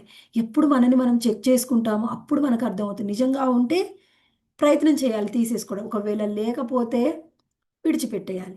ఈ ఒక క్వాలిటీ కూడా చాలా ఇంపార్టెంట్. ఎందుకంటే భక్తిలో పురోగతి చెందుతూ ఉన్నప్పుడు మనకి ఇలాంటి వాళ్ళు ఎప్పుడు కూడా దొరుకుతూ ఉంటారు. ఇక్కడ ఏమిటి మనం ఏం చేస్తున్నాం? గుండిచా మార్జనం అంటే గుండిచా మార్జనం మందిరాన్ని క్లీన్ చేయడం ద్వారా మనలో ఉన్నటువంటి అనర్థాలని కూడా మనం క్లీన్ చేసుకోవడానికి ప్రయత్నం చేస్తూ ఉన్నాము. ఆ క్లీన్ చేసుకోవడానికి చేసే ప్రయత్నంలో మనకు ఉండవలసిన క్వాలిటీస్ ఏమిటి అంటే, మనము ఒక ఒక శుద్ధ భక్తుడిని ఎవరైనా ఒక చాలా గొప్ప వీఐపీ పర్సన్‌ని కలిసినప్పుడు మనం ఎంతో నీట్‌గా, డిగ్నిటీగా రెడీ అవ్వడానికి ప్రయత్నం చేస్తాం. అలా మందిరానికెళ్ళినప్పుడు, రథయాత్రకెళ్ళినప్పుడు మీరెంత బాగైనా రెడీ అవ్వండి. అందులో ఏం దోషం లేదు. కానీ సేవాభావం కూడా ఉండాలి. సేవ లేకుండా మనం ఎంతగా అందంగా రెడీ అయినా మనం కృష్ణుడికి కనిపించం. కానీ సేవాభావం ఉంటే స్వయంగా కృష్ణుడే స్వయంగా వాళ్ళని పిలుస్తాడనమాట. ఇంకొక్కటి టైం అయిందా? ఇంకొక్క విషయం చెప్పనా? లాస్ట్. చెప్పండి మాతాజీ ఈ విషయం నేను సీనియర్ డివోటీస్ ద్వారా ఈరోజే విన్నాను. రాధనాథ్ మహారాజ్ గురించి ఎక్కువగా వింటూ ఉంటాను. అప్పుడు అందులో ఈరోజు ఒక విషయం తెలిసిందనమాట. ఏంటంటే రాధనాథ్ మహారాజ్ ఎప్పుడైతే ఆయన ఇంకా ఇండియాకి రాకముందు ఆయన న్యూ వృందావన్‌లో సేవ చేసేవారు. న్యూ వృందావన్‌లో ఉండి ఆయనకి సేవ చేయమని చెప్పారు. అందుకని న్యూ వృందావన్‌లో పూజారి సేవ చేశారనమాట. అది ఎలా ఉంటుందంటే అక్కడ చాలా చల్లగా ఉంటుంది. 365 రోజులు ఎక్కువగా చల్లగా ఉంటుంది. మళ్ళీ పూజారి అంటే మినిమమ్ 3 సార్లు స్నానం చేయాలి. ఆ చల్లటి నీళ్ళలో 3 సార్లు స్నానం చేస్తూ మళ్ళీ అక్కడ పూజారి సేవ చేయడం అంటే అక్కడ ఉన్న వెదర్‌కి అక్కడ ఉండడమే చాలా కష్టం. ఆయన ప్రతిరోజు కోరుకునేవాళ్ళంట. నేను రథయాత్రకెళ్ళాలి, జగన్నాథుని చూడాలి అని. ఎందుకంటే ఆయన మనసులో కోరిక. ఎందుకంటే వాళ్ళు ఫారినర్స్ కదా! వాళ్ళని మందిరం లోపలికి వాళ్ళకి పర్మిషన్ ఇవ్వరు. వాళ్ళు బయటికి ఎప్పుడైతే రథయాత్ర జరుగుతుందో అప్పుడు బయటకొస్తారుగా జగన్నాథు, అప్పుడు చూస్తారు. ఎందుకంటే ఇలాంటి వాళ్ళందరికీ దర్శనం ఇవ్వడం కోసమే మూల విరాట్ మనకి బయటికొచ్చి దర్శనం ఇస్తారు. ఏ ఆలయంలో అయినా కేవలం ఉత్సవమూర్తులే బయటకొస్తాయి. కానీ జగన్నాథ మందిరంలో స్పెషల్ మూల విరాట్టే బయటకొస్తారు. ఆయన కోరిక నేను ఎలా అయినా జగన్నాథ్‌ని దర్శనం చేసుకోవాలి. అలా ఆయన జగన్నాథ్‌ని దర్శనం చేసుకోవాలి అనే కోరికతోనే ఆ న్యూ బృందావనంలో 26 సంవత్సరాలు సేవ చేశారంట. ఎంతో ఓపిక. ఏంటి అంటే నా అథారిటీ నాకు ఈ సేవ ఇచ్చింది కాబట్టి నేను చెయ్యాలి ఇంకంతే. No question. ఎంత ఇబ్బందైనా ప్రతిరోజు 26 సంవత్సరాలు అలా సేవ చేసిన తర్వాత అప్పుడు ఆయనకి జగన్నాథ్ దర్శనం చేసుకోవడానికి అవకాశం వచ్చింది. ఎప్పుడైతే జగన్నాథ మందిరానికి వెళ్ళిన తర్వాత రథయాత్ర జరుగుతూ ఉంది. ఈ రథయాత్ర సమయంలో ఎప్పుడైతే ఈవినింగ్ కంటే ముందు, సాయంత్రం కంటే ముందే వెళ్తే ఆ గుండిచా మందిరం లోపలికి తీసుకొని వెళ్తారు జగన్నాథ్‌ని. ఇంకా ఒకవేళ ఈవినింగ్ అయిపోయిన తర్వాత వెళ్తే ఆ రోజు రథంలోనే ఉంటాడు. Early morning next day morning జగన్నాథ్‌ని గుండిచా మందిరంలోకి తీసుకొని వెళ్తారు. అప్పుడు లేట్ అయింది. జగన్నాథుడు ఇక్కడ ఇంకా రథం మీదే ఉన్నారు. అప్పుడు అక్కడ రాధనాథ్ మహారాజ్ అక్కడికి 3కి అక్కడ దగ్గరలో నిద్రిస్తూ ఉన్నారు. ఆ రథం దగ్గరలోనే. అప్పుడు ఇద్దరు పాండాలు వెళ్ళి రాధనాథ్ మహారాజ్‌ని లేపి మందిరం అది జగన్నాథ రథం మీదకి తీసుకొనొచ్చారంట. జగన్నాథ రథం మీదకి తీసుకొని వచ్చి పర్సనల్‌గా జగన్నాథ్‌కి దర్శనం చేయించి, తర్వాత దర్శనం చేయించిన తర్వాత స్పెషల్ పూజ చేశారంట రాధనాథ్ మహారాజ్ కోసం. పూజ చేయించిన తర్వాత అలా కొంచెం సమయం ఇచ్చారు. నువ్వు జగన్నాథుడు పర్సనల్‌గా నువ్వేం ప్రే చేసుకుంటావో ప్రే చేసుకో పర్సనల్‌గా. నీకు ఏం మాట్లాడాలనుందో, ఏం చెప్పాలనుందో చెప్పు అని ఆయన మాత్రం వదిలేసి వాళ్ళు పక్కకెళ్లారంట. అలా జగన్నాథుడు, సుభద్రామాయి, సుదర్శన్ మళ్ళీ బలభద్రుడు ముగ్గురి మండపాల్లోకి వెళ్ళి వాళ్ళ దర్శనం చేయించి స్పెషల్ పూజ చేయించి పర్సనల్ టైం ఇచ్చారు వాళ్ళు. ఆయన మాత్రం ఒంటరిగా జగన్నాథుడితో గడపడానికి. ఆ తర్వాత మళ్ళీ జగన్నాథుడి దగ్గరికి తీసుకొని వచ్చి నువ్వు జగన్నాథుని ఆలింగనం చేసుకో, నీకు జగన్నాథుడు అంటే ఇష్టం కదా చాలా, ఆలింగనం చేసుకో అని ఆలింగనం చేసుకోవడానికి అవకాశాన్ని ఇచ్చారంట. ఇది ఎవరికైనా వస్తుందండి ఇలాంటి అవకాశం? రాదు మాతాజీ. హరి బోల్ అది మాతాజీ, హరి మాతాజీ. దుష్ట బోల్, భక్తులని తీసుకోవడానికి కూడా భగవంతుడు అంత హరి బోల్ ఒకసారి మాతాజీ. నచ్చలేదు. ఆయన అసలు మనకు ఎంతో రావట్లేదు. ఓపికతోని 26 సంవత్సరాలు సేవ చేస్తే ఎవరికి లైఫ్ లో ఎప్పుడూ దొరకనంత గొప్ప అదృష్టం ఆయనకు దొరికింది. మందిరంలోకి వాళ్ళు ఏలో చేయకపోయినా పర్వాలా, స్వయంగా జగన్నాథుడు ఆయన రథం మీదకి పిలిచి స్పెషల్ దర్శనం ఇచ్చి ఆలింగనం చేసుకునే అవకాశం ఇచ్చి స్పెషల్గా ఆయన మాత్రమే కాసేపు జగన్నాథుడితో ఉన్నాడు. అసలు ఎవరికైనా సాధ్యం అవుతుందా జగన్నాథుడు ఉత్సవమూర్తికి ఆయన ఒక్కడు పర్సనల్ గా పోయి ఉండడానికి? ఎవ్వరికి అవ్వదు అవకాశం మాతాజీ, అవ్వదు. దుష్ట భక్తుల ఎవరికి కోసం కూడా అవకాశం భగవంతుడు తెలుపా. ఓపికతోని మనం సేవ చేసినట్లయితే ఆయన ఇచ్చే కృప అలా ఉంటుంది. నాకు కావాలి, నాకు కావాలి, నేను రథం లాగాలండి, నేనే రథం లాగుతాను, నేనే ముందలుంటాను అని అందరినీ నెట్టేసుకొని ముందుకెళ్తే జగన్నాథుడు మనకెళ్ళి చూడడు. అందరికీ సేవ చేయడానికి అవకాశాన్ని ఇస్తూ ఉంటే వాళ్ళందరినీ చూస్తాడో లేదు కానీ సేవ చేసే అవకాశం అందరికీ ఇస్తున్నటువంటి ఒకవేళ మనమే ఇస్తే మనకెళ్ళి చూస్తాడు. అక్కడ జగన్నాథుని మనం చూడడం కాదు, జగన్నాథుడు మనని చూడడం చాలా ఇంపార్టెంట్. అలా ఎప్పుడు కూడా ఏ విషయంలో కూడా పోటీ ఉండొద్దు. అందరితో కలిసి మనం కలిసి సేవ చేయాలి, అందరికీ అవకాశాన్ని ఇవ్వాలి. అప్పుడు స్వయంగా ఇంకా అన్ని అనర్థాలు తొలగిపోతాయి. కృష్ణుడు మనకి ఏమి ఇచ్చినా దాని పట్ల గ్రాటిట్యూడ్ ఉండాలి. గ్రాటిట్యూడ్ అంటే కృతజ్ఞతాభావం. అప్పుడు కృష్ణుడు ఇంకా ఇంకా మనకి ఎప్పుడు చైతన్య మహాప్రభు చెప్తున్నారు, హంబుల్నెస్, రెస్పెక్ట్, గ్రాటిట్యూడ్, ఈ 3 మూల సూత్రాలు. ఇవి అనర్థాలు తొలగిపోవడానికి సహాయం చేస్తాయి. అనర్థాలు తొలగిపోయిన తర్వాత కూడా భక్తిలో పురోగతి చెందడానికి ఇవి చాలా ఇంపార్టెంట్. అసలు ఈ 3 ఫార్ములాలు ఎవరైతే పాటిస్తారో వాళ్ళ అనర్థాలు చాలా ఈజీగా తొలగిపోతాయి. కృతజ్ఞతా భావం ఉంచుకోండి, మనసులో ఎప్పుడు వినయపూర్వకంగా ఉండండి, అందరికీ రెస్పెక్ట్ ఇవ్వండి. అప్పుడు జగన్నాథుడి మనం దర్శనం చేసుకోవడం కాదు, జగన్నాథుడే మనని దర్శనం చేసుకుంటాడు. అలా మనలో గుండెచా మార్జనం ద్వారా మనలో ఉన్నటువంటి అనర్థాలని పోగొట్టుకోవడం ఎలా అసలు సేవ చేయాలని మనకి చైతన్య మహాప్రభు స్వయంగా వైష్ణవులందరికీ ఆచరించి చూపించారనమాట. ఈరోజు మనము గుండెచా మార్జనం ద్వారా ఒక 3 క్లాసులో మనం చాలా తెలిసినంతగా చర్చించుకోవడానికి ప్రయత్నం చేశాము. నాకు తెలిసింది మాత్రం మీతో పంచుకున్నాను మాతాజీ. హరే కృష్ణ. చాలా అద్భుతంగా ఉంది మాతాజీ. సేవ అన్నది మాతాజీ, నిన్న మీరు ఏ సేవ చేశారు మాతాజీ? ఎవరికి చేశారు, ఏ సేవ చేశారు మాతాజీ? నిన్న మేము టెంపుల్కి వెళ్ళి గురు మహారాజ్ వచ్చారు కదా బెంగళూరుకి. గురు మహారాజు మాతాజీ. యొక్క సర్వెంట్స్, గురు మహారాజ్కి ఎప్పుడు సేవ చేసే గురు మహారాజు శిష్యులు ఒక 15 మెంబర్స్ ఉంటారు ఎప్పుడు గురు మహారాజ్ పక్కన. 3 షిఫ్ట్లలో గురు మహారాజ్కి సర్వీస్ చేస్తూ ఉంటారు. వాళ్ళకి వంట చేయడానికి వెళ్ళాం. హరి బోల్ మాతాజీ, హరి హరి బోల్ బోల్. మాతాజీ, హరి బోల్. చాలా హరి బోల్, హరి బోల్ చాలా మాతాజీ. అదృష్టవంతులు చాలా మాతాజీ. వెళ్ళొచ్చు మాతాజీ, ఎక్కడైనా వెళ్ళినప్పుడు. అయితే ఇందులో మెయిన్ ఇంపార్టెంట్, ఏ మందిరం అండర్లో ఉంటారు, ఏ మందిరంకి వెళ్తారో వాళ్ళకి ఎక్కువ అవకాశం వస్తుంది. ఇవాళ కూడా మాకు గులాబ్ జామ్ చేసే సేవ ఇచ్చారు మాతాజీ. మార్నింగ్ 9కి వెళ్ళాను, 2:30 అయిపోయింది, 3:30 అయిపోయింది ఇంటికి వచ్చేసరికి. 3:45 క్లాస్ లేట్ గా జాయిన్ అయ్యాను నేను. చాలా చక్కగా వాళ్ళు ఆహ్వానించి ముందు అన్ని పెట్టి గులాబ్ జాములు అన్ని కూడా తయారు చేశారు. మేము తయారు చేసిన కూడా సరిగ్గా ఉన్నాయా లేదా, అవి మళ్ళీ గీలో వేసేటప్పుడు విడిపోతున్నాయి, అవి కూడా జాగ్రత్తగా చేయండి అని ఎన్నో ప్రికాషన్స్ ఇచ్చి చెప్పారు. మేము అక్కడ హరినామ సంకీర్తన చేసుకుంటూ చేసాం మాతాజీ. చాలా అద్భుతమైన అనుభవం. హ్యాబిట్స్. ఇవాళ మీరు చెప్తుంటే నాకు అదే గుర్తొచ్చింది మాతాజీ. ఒక అంతే, మంచి అవకాశం చాలా ఇచ్చారు. జాగ్రత్తగా.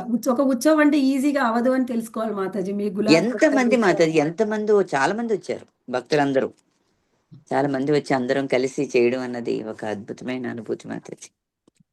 లాస్ట్ టైం మాతాజీ జగన్నాథ్ రథయాత్రలో ఇంకా రథయాత్ర అంతా అయిపోయింది. మేము తీసుకెళ్ళిన భోగా కూడా ఆల్రెడీ రథయాత్రలోనే మధ్యలో ప్లేస్ ఇస్తారనమాట. అక్కడ ఆఫర్ చేశాం. అయితే ఓకే. నైట్ జగన్నాథుడు మళ్ళీ రిటర్న్ వస్తారు మందిరానికి. అప్పుడు భోగా ఆఫర్ చేయాలి మళ్ళీ. ఇంకో ఓ రాజభోగ. అయితే అంతకు ముందు రోజే భక్తులు ఆల్రెడీ అన్ని ఐటమ్స్ చేసి చిన్న చిన్న బాక్సుల్లో పెట్టి ఉంచారు. అవన్నీ మేము తీసి ఒక దొన్నలో వేసి మళ్ళీ అక్కడ పెట్టాలి. ఆ ఆఫర్ చేసిందే పెట్టాలా మాతాజీ?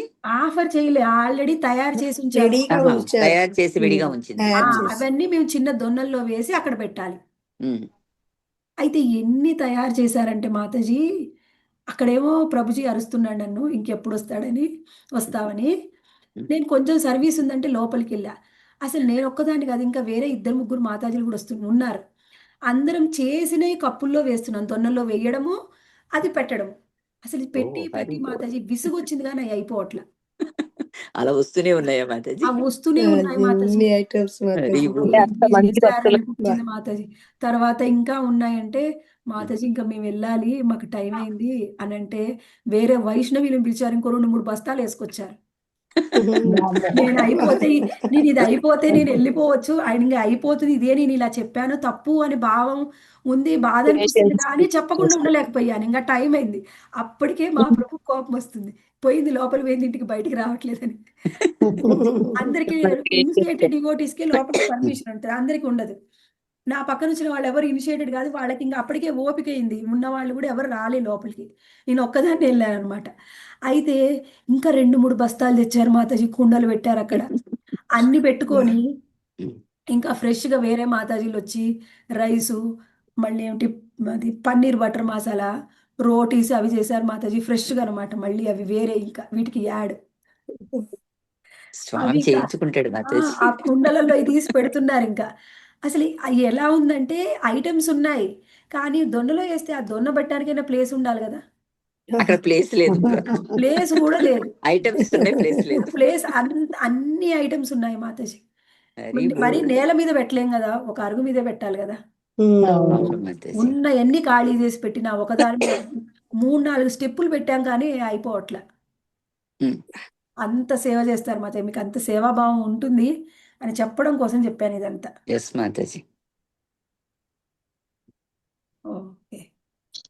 మాతాజీ కప్పుల్లో పెట్టడమే మీరు అంత శ్రమ పడారు, వాళ్ళు తయారు చేయడానికి వాళ్ళు ఎంతో శ్రమ పడతారు.